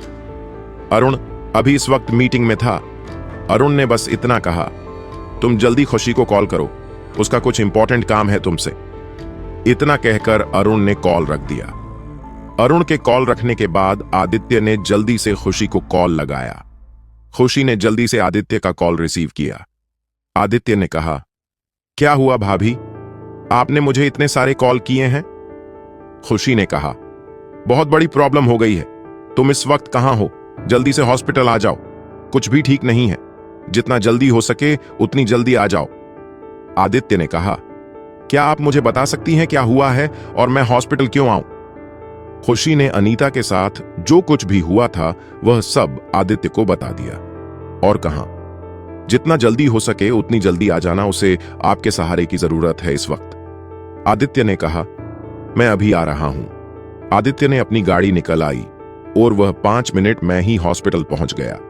वह हॉस्पिटल पहुंचकर सीधे अनीता के वार्ड की तरफ चला गया। अनीता का अटेंडेंट डॉक्टर बी वार्ड में आ चुका था। अनीता डॉक्टर से कह रही थी उसे यहां नहीं रुकना, वह बिल्कुल ठीक है। यह बात बाहर खड़े आदित्य ने सुन ली। आदित्य ने कहा, कहां जाने की बात हो रही है? तुम कहीं नहीं जाओगी जब तक डॉक्टर नहीं कहते। अनीता ने आवाज की तरफ देखा तो सामने आदित्य को अपने सामने देखकर अनीता थोड़ी डर गई। उसने कुछ नहीं कहा। आदित्य अंदर आ गया। आदित्य ने डॉक्टर को अनीता का सारा चेकअप करने के लिए कहा। डॉक्टर ने एक बार अनीता का पूरा चेकअप कर लिया।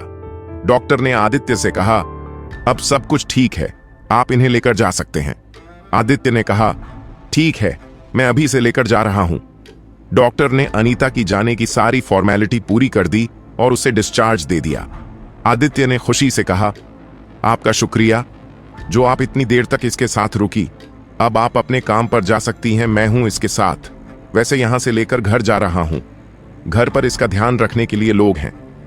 खुशी ने कहा, ठीक है, आप इसे घर लेकर जाइए और आप उसका ख्याल रखें। अब मैं अपने काम पर चली जाती हूं। खुशी वहां से निकल ही रही थी कि तभी वहां कावेरी आ गई। कावेरी देखा आदित्य आया हुआ है। कावेरी ने टोंट मारते हुए कहा, अगर अपनी गर्लफ्रेंड संभाली नहीं जाती तो बनाते ही क्यों हो? सिर्फ सगाई करने से कुछ नहीं होता, ख्याल भी रखना पड़ता है। आदित्य कुछ बोलने वाला था, तभी खुशी ने कावेरी का हाथ पकड़ा और कहा, चलो, हमें कुछ काम था ना। खुशी कावेरी को लेकर वहां से चली गई। उन दोनों के जाने के बाद आदित्य ने अनीता से कहा, तुम ठीक हो ना? अगर अभी भी तुम ठीक नहीं हो तो हम यहां रुक सकते हैं, हमें जल्दी नहीं है जाने की। अनीता ने कहा, नहीं, मैं बिल्कुल ठीक हूं, हम घर चलते हैं। मुझे यहां बिल्कुल मरीजों की तरह लग रहा है। अगर मैं यहां ज्यादा देर रुकी तो मैं सच में और बीमार पड़ जाऊंगी। आदित्य हंसने लगा और कहा, चलो फिर घर चलते हैं, तो सच में तुम बीमार पड़ जाओगी। आदित्य के इतना कहते ही अनीता जल्दी से बेड से उठी और वार्ड से बाहर जाने लगी। आदित्य भी अनीता के पीछे पीछे बाहर आ गया। उन दोनों को एक साथ देखकर बाहर खड़े सब लोग चुप हो गए। आदित्य ने देखा बाहर लोग खड़े थे। आदित्य ने जल्दी से अनीता का हाथ पकड़ लिया और उसके साथ चलने लगा। सब लोगों ने एक साथ देखकर चुप हो गए थे, बस उनकी तरफ देख रहे थे। अनीता को भी अब थोड़ी राहत मिली कि लोगों ने उसके बारे में बोलना बंद कर दिया। आदित्य ने ले जाकर अनीता को अपने गाड़ी में बिठाया और खुद भी ड्राइवर सीट पर आकर बैठ गया और गाड़ी शुरू कर दी। आदित्य ने अनीता से कहा, तुम मेरे पीछे होटल में क्यों नहीं आई? तुम्हें क्या जरूरत थी मेरे बिना हॉस्पिटल आने की? अनीता ने कहा, मैं आपके पीछे ही होटल में आए थे। प्रवाह के गाने मुझे रोक दिया क्योंकि मेरे पास वहां का मेंबरशिप कार्ड नहीं था। मैंने आपको बहुत कॉल भी लगाया पर आपने एक भी कॉल रिसीव नहीं किया। फिर भी मैं वहां बहुत देर रुकी और फिर हॉस्पिटल आ गई। आदित्य ने कहा, इसके बाद ध्यान में रखना, कभी मेरे पीछे मत आना, मेरे साथ चलना। इससे तो मेरे साथ कहीं भी आ जा सकती हो, नहीं तो लोग तुम्हें ऐसे ही रोकेंगे। अनीता ने कहा, नहीं, मैं आगे से सावधान रहूंगी। आज तो खुशी और कावेरी की वजह से नहीं बच गई, आगे कौन आएगा मुझे बचाने के लिए? अगर वह दोनों नहीं होती तो पता नहीं आज मेरा क्या हो जाता। वह डॉक्टर मेरे साथ क्या करता? आदित्य ने कहा, वह तुम्हारे साथ कुछ भी नहीं कर सकता था। अगर उसने कुछ किया होता तो मैं उसे नहीं छोड़ता। वैसे भी उसे उसके कर्मों की सजा मिलकर रहेगी। मैं भाई से बात करके उसे कड़ी सजा दिलाने की कोशिश करूंगा। अनीता ने कहा, मैं तो चाहती हूं उसे हॉस्पिटल से ही निकाल दे, क्योंकि वह आगे चलकर मेरे साथ ऐसी हरकत कर सकता है। मुझे उस डर लग रहा है। आदित्य ने कहा, तुम्हें डरने की जरूरत नहीं है। मैं कोशिश करूंगा कि वह हॉस्पिटल से जाए। अब अपने डर को दूर भगाओ, शांत हो जाओ। अनीता ने कहा, आपको इतना आसान लगता है? डर को भगाना मुझे पता है मुझ पर क्या बीती है। आदित्य चुप हो गया। कुछ देर बाद आदित्य ने गाड़ी रोक दी और अनीता से कहा, जाओ, जाकर पीछे बैठ जाओ। अनीता के समझ में नहीं आया आदित्य ने उसे क्यों पीछे बिठाया। फिर भी वो गाड़ी से उतर गई और पीछे वाली सीट पर जाकर बैठ गई। आदित्य ने गाड़ी थोड़ी और आगे ली और एक जगह पर रोक दी और वह भी गाड़ी से नीचे उतर गया। उसने आसपास देखा, वहां ज्यादा लोग नहीं थे और आने वाली जाने वाली गाड़ियां भी ज्यादा नहीं थीं। आदित्य ने गाड़ी के पीछे वाला दरवाजा खोला और वो जाकर गाड़ी के पीछे वाले सीट पर अनीता के बगल में बैठ गया। आदित्य को अपने बगल में देखकर अनीता ने कहा, अगर आप भी आकर मेरे बगल में बैठेंगे तो गाड़ी कौन चलाएगा? आदित्य ने कहा, गाड़ी कोई भी नहीं चलेगा, गाड़ी यही खड़ी रहेगी। अनीता ने कहा, क्या हमें घर नहीं जाना? आदित्य ने कहा, हमें घर भी जाना है पर उससे पहले कुछ काम है, वह पूरा करते हैं, फिर घर जाते हैं। अनीता ने कहा, क्या काम है? आदित्य ने अनीता की तरफ देखा और उसे अपनी तरफ खींच लिया और उसे अपने गोद में बिठा लिया। अनीता आदित्य के ऐसे एकदम हुए मूवमेंट से थोड़ा डर गई। अनीता ने कहा, आप ये क्या कर रहे हैं? मैं आपकी वजह से प्रॉब्लम में फंस जाती हूं, प्लीज मुझे छोड़ दीजिए। हम रास्ते पर हैं, इसी वक्त कोई देख लेगा और फिर बातें बनाएगा। आदित्य ने अनीता के होठों पर उंगली रखी और उसे चुप कराते, चुप हो जाओ तो तुम्हारे शोर से ही कोई आ जाएगा। अनीता ने कहा, प्लीज आप मुझे छोड़ दीजिए, मुझे अच्छा नहीं लग रहा, बाहर लोग आ जा रहे हैं, क्या सोचेंगे?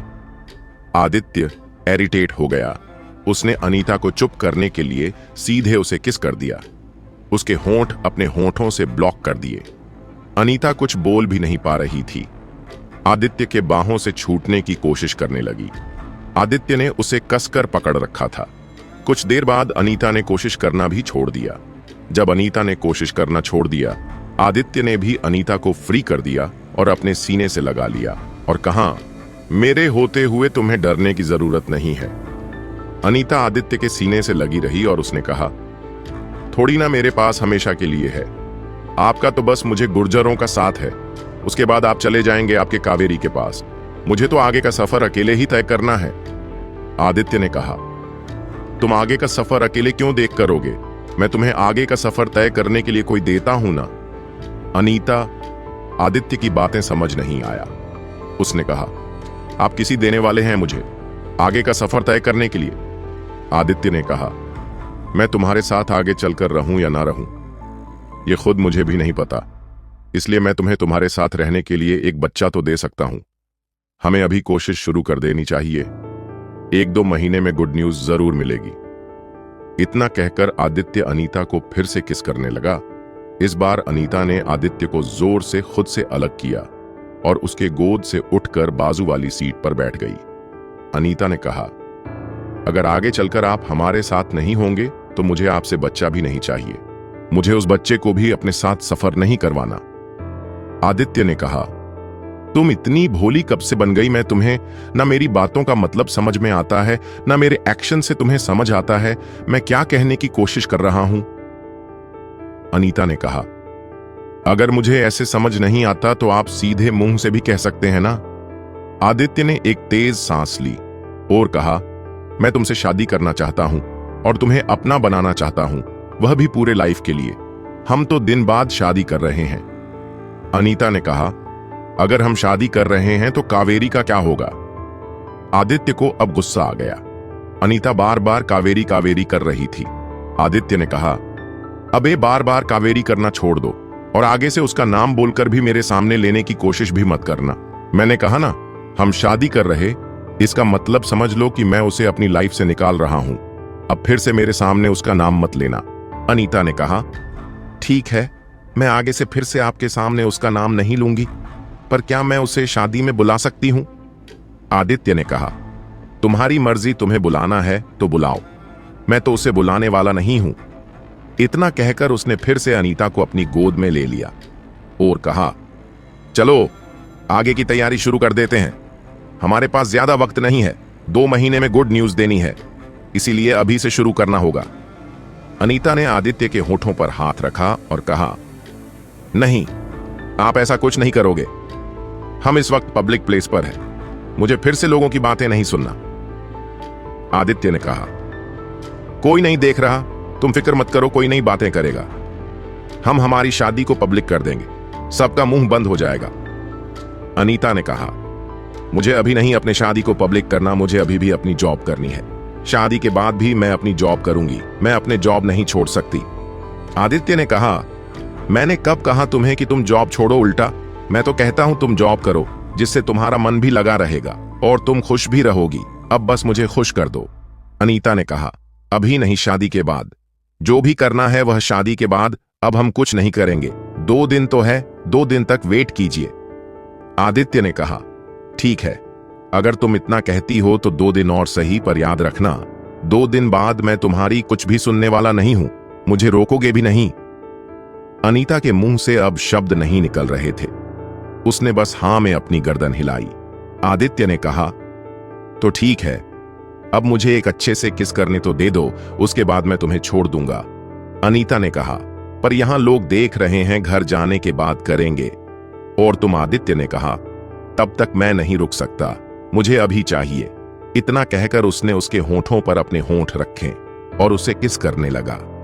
आदित्य अब अनीता के सुनने के मूड में नहीं था, इसलिए अनीता ने भी उसकी बाहों से छूटने की कोशिश छोड़ दी और उसे किस करने दिया।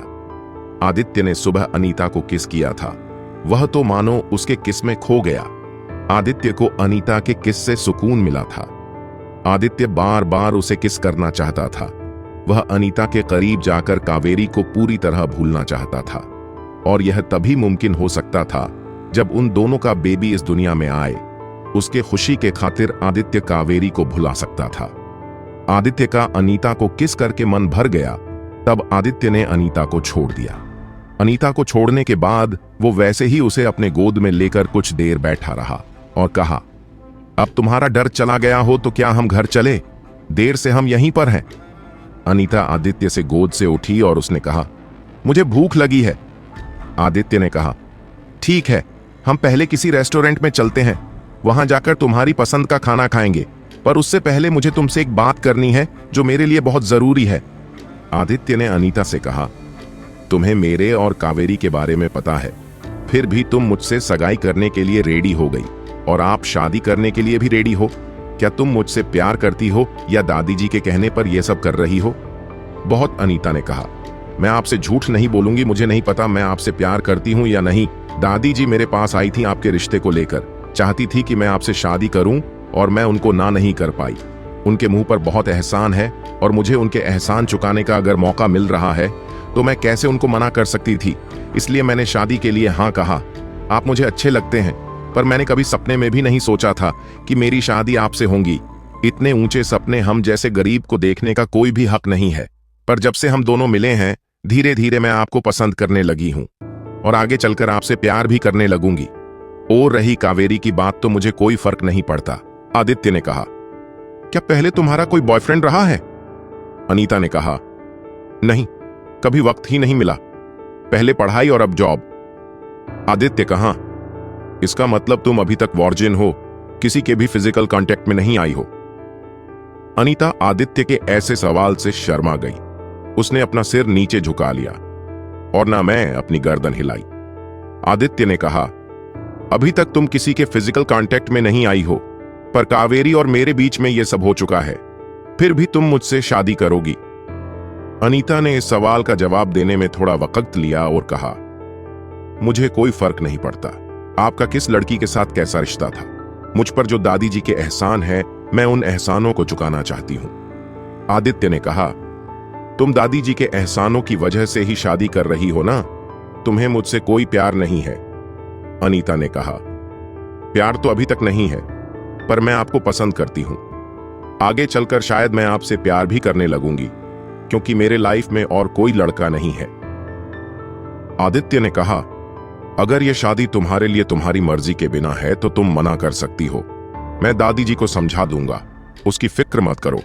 अनीता ने कहा, अगर मेरी शादी होने वाली है, मेरे लाइफ में कोई नहीं है, इसीलिए मुझे किसी ना किसी से शादी तो करनी होगी, तो आपसे कर लूं।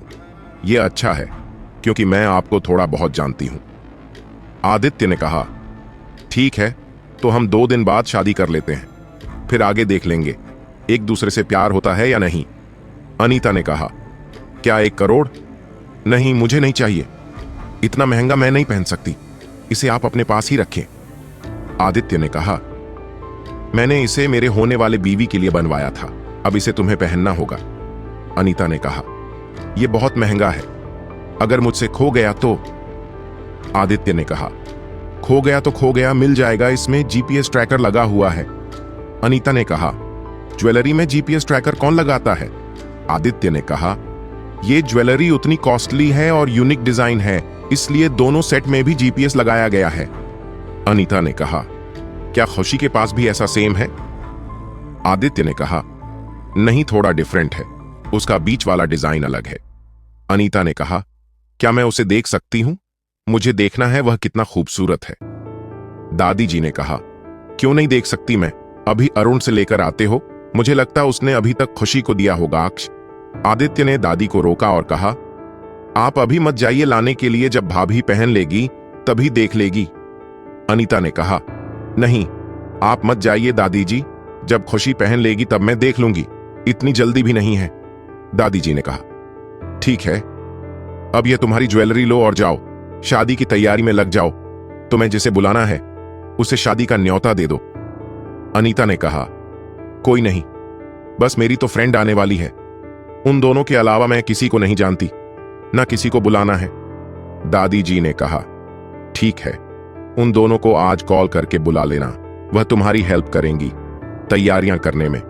अनीता ने कहा, मैं भी उनको कॉल करती हूं और बुला कर लेती हूं। इतना कहकर वो वहां से अपने कमरे में चली गई। यहां प्रिया ज्वेलरी लेकर अपने कमरे में आ गई थी। वह बहुत खुश थी। कमरे में प्रताप काम कर रहा था।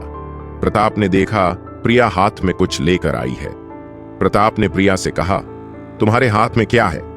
प्रिया ने वह ज्वेलरी बॉक्स खोलते हुए प्रताप को दिखाया और कहा, यह खानदानी ज्वेलरी है, दादी जी ने मुझे दी है। प्रताप ने कहा, पर तुमने ये क्यों ली? मैंने तुम्हें पहले कह दिया था ना, अगर तुम्हें किसी चीज की जरूरत है तो तुम मुझसे मांग लो। तुम्हें दादी जी से यह ज्वेलरी लानी नहीं चाहिए थी। प्रिया ने कहा, दादी जी ने उनकी सभी बहू को यह ज्वेलरी दी है, इसलिए वो मुझे भी दी है, और वैसे भी मैं सबसे बड़ी बहू, हां, सबसे पहले इस ज्वेलरी पर मेरा ही तो हक बनता है। प्रताप ने कहा, जाओ, इसको फिर से दादी जी को देकर आओ, हमें अरुण के मां का कुछ नहीं चाहिए, मैं तुम्हारे लिए दूसरी ज्वेलरी बना देता हूं। प्रिया ने कहा, पर यह तो खानदानी है और मुझे चाहिए ये। प्रताप ने कहा, मैं तुम्हें सेम ऐसे ही डिजाइन की ज्वेलरी बनाकर देता हूं, पर तुम यह ज्वेलरी नहीं लोगी। प्रिया ने कहा, मुझे इस डिजाइन की नहीं चाहिए, वैसे भी यह पुरानी डिजाइन है। मुझे न्यू डायमंड ज्वेलरी चाहिए, लेटेस्ट डिजाइन की। अगर आप दिलवा सकते हो तो मैं इन्हें वापस लेकर आती हूं। प्रताप ने कहा, ठीक है, मैं तुम्हें नए लेटेस्ट डिजाइन की ज्वेलरी दिलवा देता हूं, तुम इसे अभी वापस करके आओ। प्रिया वह ज्वेलरी लेकर दादी जी के पास गई और उसने दादी जी से कहा, मैं यह ज्वेलरी नहीं ले सकती, आप इसे अपने पास ही रखें। इतना कहकर उसने ज्वेलरी बॉक्स वहीं पर रखा और वहां से वह अपने कमरे में आ गई। वह आते हुए नई लेटेस्ट डायमंड ज्वेलरी देख रही थी। उसे एक ज्वेलरी डिजाइन बहुत पसंद आया था। उस दिन को लेकर प्रताप के पास गई और उससे कहा, मुझे यह ज्वेलरी चाहिए। प्रताप ने कहा, पर यह एक ही ज्वेलरी बहुत महंगी है, तुम्हें तो दो दो डिजाइन पसंद आई है। प्रिया ने कहा, आपने ही कहा था आप मुझे दिलवा देंगे उस ज्वेलरी के बदले, मैं अब मुझे यही चाहिए। 2 दिन बाद आदित्य की शादी है, मुझे उस शादी में यही पहना है। प्रताप ने कहा, क्या 2 दिन बाद आदित्य की शादी है और मुझे किसी ने बताया क्यों नहीं? प्रिया ने कहा, अभी तक किसी को भी नहीं पता, शायद डिनर पर सबको बताया जाएगा। आप बस मेरे लिए ये ज्वेलरी खरीद लो। प्रताप ने ज्वेलरी देखी और उसने उस शॉप पर कॉल किया ज्वेलरी ऑर्डर करने के लिए। शॉप के मैनेजर ने कॉल रिसीव किया। प्रताप ने मैनेजर से कहा, जो नई डिजाइन लॉन्च हुए हैं डायमंड नेकलेस की, वो पहले 2 सेट मुझे चाहिए। मैनेजर ने कहा, पहला सेट ऑलरेडी बुक हो गया है, 2 नंबर का सीट अवेलेबल है। प्रताप ने कहा, अगर पहला सेट बुक हो गया था तो आपको उसे वेबसाइट से हटाना चाहिए था ना। मैनेजर ने कहा, अभी कुछ मिनट पहले ही वह बुक हो गया है, हम उसे हटाने वाले थे, तभी आपका ही कॉल आया। प्रताप ने प्रिया से कहा, पहला सेट सोल्ड आउट गया है, क्या दूसरा और तीसरा मंगवाऊं? प्रिया ने कहा, पर वह तो अभी लॉन्च हुआ था, इतनी जल्दी इसने खरीद लिया। मैनेजर ने कहा, हम उनकी इंफॉर्मेशन आपको नहीं दे सकते, आपको दूसरा और तीसरा सेट चाहिए हो तो बता दीजिए, नहीं तो वह भी सोल्ड आउट हो जाएगा। प्रिया ने कहा, नहीं, ये सोल्ड आउट हो, उससे पहले मेरे लिए बुक कर दीजिए। प्रताप ने कहा, वह दोनों सेट रायजादा मेंशन भेज दो प्रिया, प्रताप रायजादा के नाम से, और उसकी पेमेंट ऑनलाइन तुम्हें मैं अभी कर देता हूं। मैनेजर ने कहा, ठीक है, मैं अभी पैक करके आपके मेंशन भिजवा देता हूं। इतना कहकर उसने कॉल रख दिया। प्रिया ने कहा, वो मुझे पहला वाला नेकलेस बहुत पसंद आया था, वह कितना खूबसूरत था। प्रताप ने कहा, उसकी प्राइस भी वैसी थी, इसलिए इतना खूबसूरत था। प्रिया ने कहा, 30 लाख तो था, क्या आपके लिए यह रकम ज्यादा है? प्रताप ने कहा, मेरे लिए यह रकम ज्यादा नहीं है, पर हमें सोच समझकर खरीदना चाहिए। प्रिया ने कहा, ठीक है, कोई बात नहीं, शादी के लिए तो मेरे पास ज्वेलरी हो गई। प्रताप ने कहा, ठीक है, अब मैं अपना काम कर लूं, तुम्हें तो तुम्हारी ज्वेलरी मिल गई। प्रिया ने कहा, करो आप। मैंने कहा, आपको रोका है।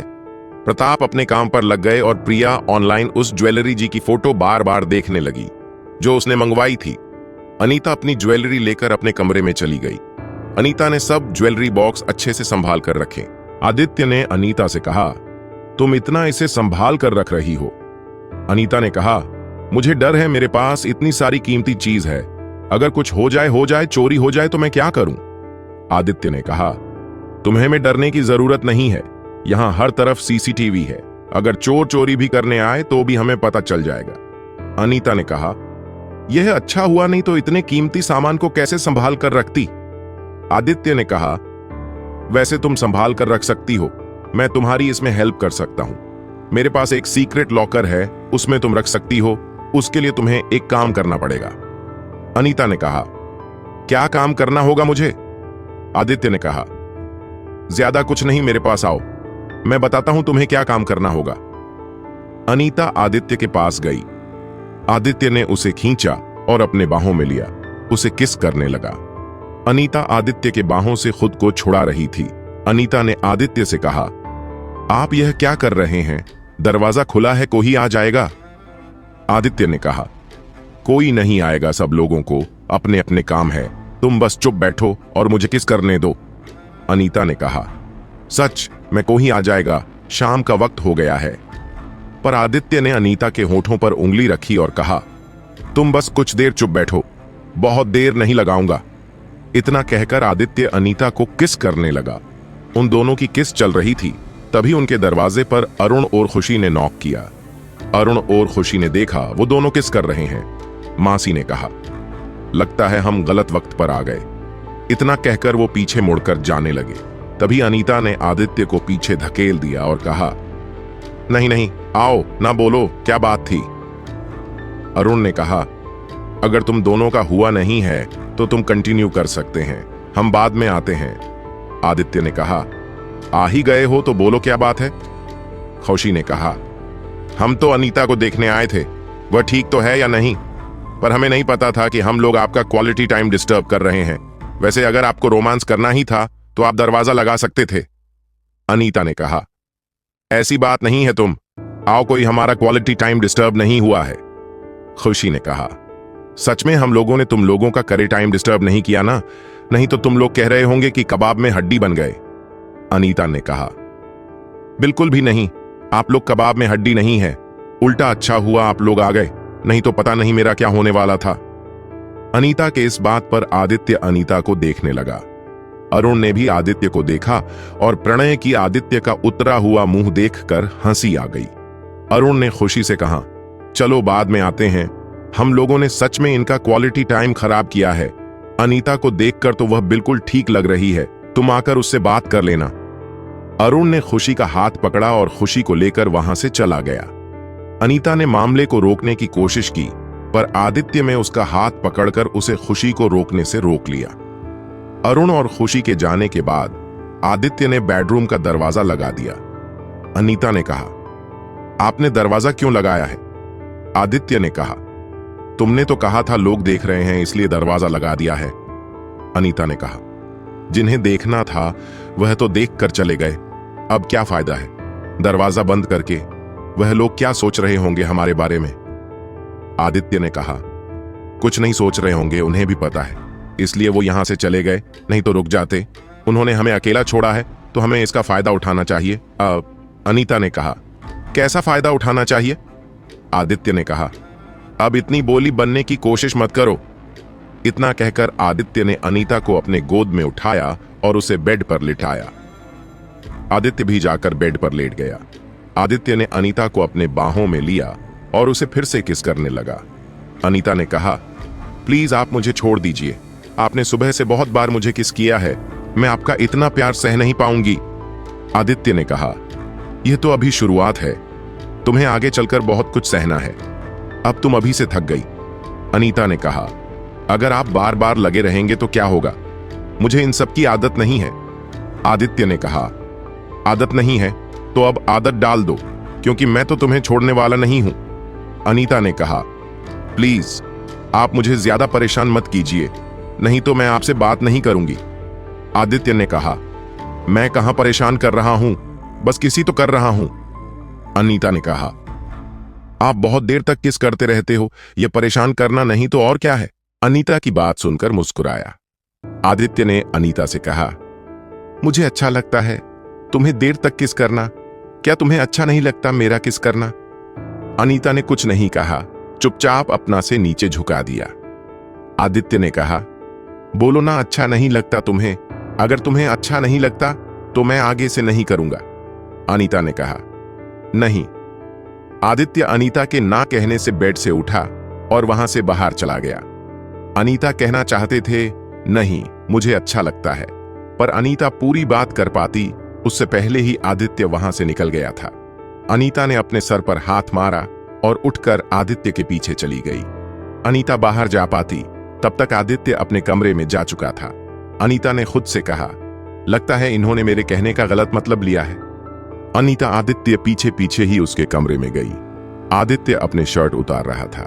अनीता ने देखा आदित्य अपना सर लगा रहा है। उसने अपना मुंह दूसरी ओर फेर लिया और कहा, मुझे आपसे बात करनी है।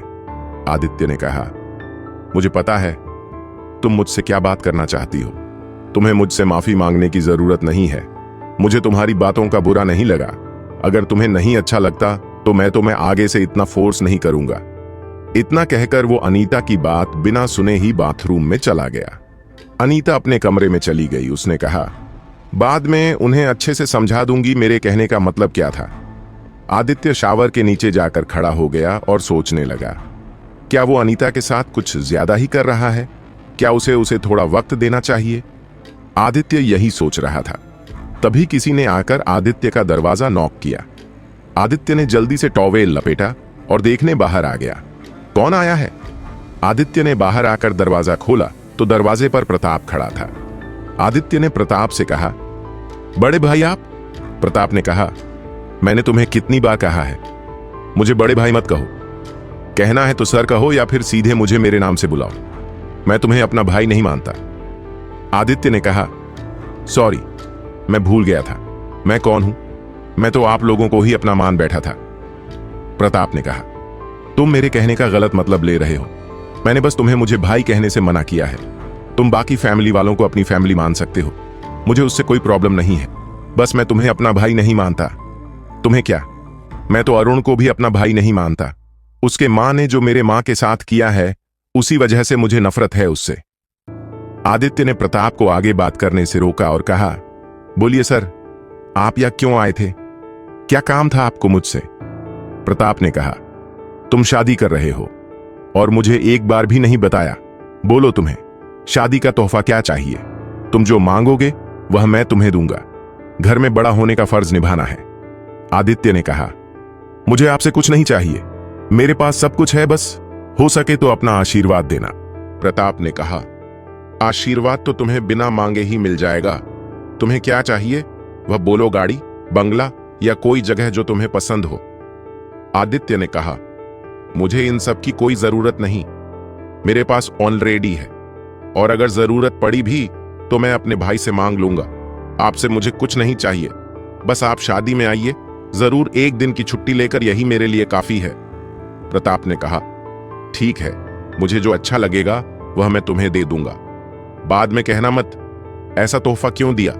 इतना कहकर वो वहां से चला गया। प्रताप के जाने के बाद आदित्य ने अपने कपड़े पहन लिए और वह अरुण के कमरे की तरफ चला गया। आदित्य ने जाकर अरुण के कमरे का दरवाजा नॉक किया। खुशी ने आकर दरवाजा खोला। आदित्य ने कहा, क्या भाई अंदर है? खुशी ने कहा, हे अंदर आवो ना। आदित्य कमरे के अंदर चला गया। अरुण अपने लैपटॉप पर कुछ कर रहा था। अरुण ने आदित्य को देखा और अपना लैपटॉप साइड रख दिया और कहा, बोलो, क्या बात है जो तुम अनीता को छोड़कर हमारे कमरे में आए हो? आदित्य ने कहा, भाई अब बस भी कीजिए ना, कब तक मेरी टांग खींचोगे? अरुण ने कहा, वह सब जाने दो, यह बताओ तुम कैसे आए, क्या कुछ काम था मुझसे? आदित्य ने कहा, कुछ देर पहले आप मेरे कमरे में आए थे, क्या आपको कुछ काम था? यही देखने के लिए आया था। अरुण ने कहा, नहीं, कोई काम नहीं था, हम तो बस अनीता को देखने आए थे, वह ठीक है या नहीं। खुशी ने कहा था वह बहुत गई है, इसलिए बस देखने आए थे। आदित्य ने कहा, मुझे भी आपसे डॉक्टर के बारे में बात करनी थी। अरुण ने कहा, बोलो क्या बात है? आदित्य ने कहा, भाई मैं चाहता हूं आप जिस डॉक्टर ने महिला के साथ बदतमीजी करने की कोशिश की है उसे कड़ी से कड़ी सजा दे। ऐसा चाहती है कि वह फिर कभी उस डॉक्टर को उस हॉस्पिटल में ना देखें। उसे उस डॉक्टर से डर लग रहा है कि वह फिर उसके साथ बदतमीजी करने की कोशिश कर सकता है, और मैं भी चाहता हूं कि आप उसे कड़ी की कड़ी सजा दें। अरुण ने कहा, मैं कोशिश करूंगा उसे कड़ी की सजा देने की, पर उसके खिलाफ ज्यादा सबूत नहीं है। उस दिन उस एरिया के सीसीटीवी ठीक से काम नहीं कर रहे थे, इसलिए वहां जो हुआ वह ठीक से रिकॉर्ड नहीं हुआ, पर मैं अपनी पूरी कोशिश करूंगा उसे इस हॉस्पिटल से निकालने की। बस प्रताप भाई बीच में नहीं आने चाहिए, नहीं तो उसे निकालना थोड़ा मुश्किल हो सकता है। आदित्य ने कहा, मुझे पता है आप अकेले कुछ नहीं कर सकते। प्रताप सर का हॉस्पिटल के टीम का डिसीजन भी मायने रखता है, इस बात को मैं समझ सकता हूं। अरुण ने कहा, तुम प्रताप भाई को सर क्यों कह रहे हो? आदित्य ने कहा, वह चाहते हैं कि मैं उन्हें भाई कहकर ना बुलाऊं, सर कहकर या उनके नाम से बुलाऊं। अरुण ने कहा, अगर वह ऐसा चाहती है तो ठीक है, तुम उन्हें सर कहकर ही बुलाओ। आदित्य ने कहा, ठीक है, मैं अब चलता हूं, नीचे डिनर करने भी जाना है। अरुण ने कहा, दादी ने हमें बताया तुम शादी कर रही हो, बोलो तो मैं क्या तोहफा चाहिए तुम्हें शादी का? आदित्य ने कहा, मुझे कुछ भी नहीं चाहिए, मुझे भैया भाभी कहने के लिए आप दोनों हो, यही मेरे लिए सबसे बड़ा तोहफा है। अरुण ने कहा, तुम्हें प्रताप भाई के बात का बुरा लगा है ना? वह तुम्हें भाई नहीं कहने देते तो कोई बात नहीं, मैं हूं ना तो मुझे भाई कह सकते हो ना। आदित्य ने कहा, आप ही मेरे भाई हो और मैं आपको अपना भाई मानता हूं। इतना कहकर वह अरुण के गले लगा। अरुण ने कहा, अब इतना इमोशनल भी मत हो, चलो चलकर देना कर लेते हैं। मैं तुम्हें एक बात कहना चाहता हूं, तुम हो सके तो अनीता को दूसरे हॉस्पिटल में जॉब करने के डियर कहो। जब तक यह मामला अच्छे से निपट नहीं जाता, नहीं तो उसे हॉस्पिटल से छुट्टी लेने के लिए कहो। मैं नहीं चाहता हमारे गैर मौजूदगी में उसके साथ कुछ हो जो हम चाहकर भी नहीं रोक सकते। आदित्य ने कहा, वैसे भी शादी की वजह से कुछ दिन और छुट्टी पर है, फिर भी मैं उससे एक बार इसके बारे में बात जरूर करूंगा। खुशी ने कहा, चलो डिनर करने नीचे चलते हैं, आप लोगों की बातें बाद में भी होती रहेगी। डिनर का वक्त हो गया है, मुझे भूख लगी है। अरुण ने कहा, तुम अनीता को लेकर आगे जाओ, हम दोनों बाद में आते हैं, मुझे आदित्य से कुछ बात करनी है। खुशी ने कहा, ठीक है, मैं तब तक अनीता को लेकर जाती हूं, आप दोनों को जब आना है तब आ जाओ। अरुण ने कहा, हम दोनों आपके पीछे आ रहे हैं, तुम दोनों आगे चलो, हम आ ही रहे हैं। खुशी वहां से अनीता के कमरे में चली गई। अनीता किसी सोच में थी। खुशी ने कहा, क्या हुआ, क्या सोच रहे हो? अनीता ने जल्दबाजी में कह दिया, आदित्य जी मुझ पर नाराज हो गए हैं, उन्होंने मेरे कहने का कुछ और ही मतलब लिया। खुशी ने कहा, किस बात का गलत मतलब लिया, क्या तुम मुझे बता सकती हो? तभी तो मुझे पता चल पाएगा। अनीता को यह सब बातें शेयर करने के लिए कोई नहीं था। उसे खुशी थोड़ी आपने लगने लगी थी, इसलिए उसने खुशी से कहा, उन्होंने मुझे कहा था क्या मेरा किस करना तुम्हें अच्छा लगता है? खुशी ने कहा, फिर तुमने क्या कहा? अनीता ने कहा, मैंने उन्हें नहीं कहा, मुझे आगे बोलना था, पर उससे पहले उठकर दे, मुझे उन्हें कहना था नहीं, मुझे आपको किस करना अच्छा लगता है, पर वह मेरी पूरी बात सुने बिना ही चले गए। खुशी ने कहा, तभी उनका मूड इतना अपसेट था। तुम एक काम करो, तुम उन्हें समझा दो, तुम्हारे कहने का क्या मतलब था? अनीता ने कहा, मैं उनसे बात करने के लिए गई थी, पर उन्होंने मेरी बात नहीं सुनी और मुझसे कहा, अगर तुम्हें यह सब पसंद नहीं है, तुम्हें आगे से नहीं करूंगा। खुशी ने अनीता से कहा, क्या तुम्हें वो पसंद है? अनीता ने हाँ में सिर हिलाया। खुशी ने कहा, तो तुम एक काम करो, उसे खुश कर दो। अनीता ने कहा, और कैसे? खुशी ने कहा, वह तुमसे क्या चाहता है? अनीता ने शर्माते हुए कहा, वह मुझसे एक बच्चा चाहते हैं। खुशी मुस्कुराई और खुशी ने कहा, तो फिर उसे दे दो एक बच्चा, वह भी अपने बच्चे को देखकर खुश हो जाएगा और कावेरी को हमेशा के लिए भुला देगा। अनीता ने कहा, मैं कैसे करूं, वो मुझसे नाराज हो गए हैं और मेरे करीब तो आएंगे नहीं। खुशी ने कहा, तो क्या हुआ, अगर वह तुम्हारे करीब नहीं आ सकता तो तुम तो उसके करीब जा सकते हो ना? अनीता ने कहा, पर मुझे नहीं पता ये सब कैसे करते हैं, मैंने कभी किसी के साथ किया नहीं, मेरा ये फर्स्ट टाइम है। खुशी ने कहा, तो क्या हुआ, ऑनलाइन बहुत सारी वीडियोज है, तुम वो देखकर सीख लेना। अनीता ने कहा, पर मुझे ये सब अजीब लगा रहा है, अगर किसने मुझे वैसे वीडियो देखते हुए देख लिया तो क्या सोचेगा? खुशी ने कहा, तुम्हें लोगों को दिखाकर वीडियो नहीं देखनी है, अकेले में देखनी है, लोगों को क्या पता चलेगा। अनीता ने कहा, फिर भी मुझे अजीब लग रहा है। खुशी ने कहा, तुम चाहती हो ना, उससे जो चाहे वो दो, पीछे क्यों हट रही हो? तुम अपने कदम आगे बढ़ाओ, वो अपने आप तुम्हारे पास आएगा, तुम्हें ज्यादा कुछ नहीं करना पास, उसे अपने और अट्रैक्ट करो, बाकी वो खुद कर लेगा, तुम्हें कुछ करने की जरूरत नहीं है। अनीता ने कहा, मैं उन्हें अपनी ओर अट्रैक्ट कैसे करूं, मुझे तो कुछ आता नहीं। खुशी ने कहा, चलो पहले हम जाकर डिनर कर लेते हैं, वह हमारे पीछे आते ही होंगे, अगर उन्होंने सुन लिया तो हमारे पूरे प्लान पर पानी फिर जाएगा। मैं बाद में तुम्हें बताती हूं तुम्हें क्या करना है। अनीता ने कहा, चलो चलकर डिनर कर लेते हैं, मुझे भी बहुत भूख लगी है। अनीता और खुशी नीचे डिनर करने चले गए। उन दोनों के पीछे पीछे आदित्य और अरुण भी आ रहे थे। अरुण ने आदित्य से कहा, क्या तुम्हें उस शख्स के बारे में पता चला जो मुझे बार बार मैसेज कर रहा था? आदित्य ने कहा, अभी तक नहीं, पर मैंने मेरे आदमी काम पर लगा दिए हैं, जैसे ही उन लोगों को कुछ पता चल जाएगा वह लोग हमें बता देंगे। पिछले कुछ दिनों से उस नंबर की कोई हलचल नहीं है और उस नंबर का लोकेशन भी नहीं दिखा रहा है, लगता है वह आदमी पीछे हट गया है। आशा है आपको यह कहानी पसंद आई होगी। अगर आपको हमारी कहानियां पसंद आती हैं तो कृपया हमारे चैनल को सब्सक्राइब करें और बेल आइकन को दबाएं ताकि आप हमारी नई कहानियों के बारे में जान सकें।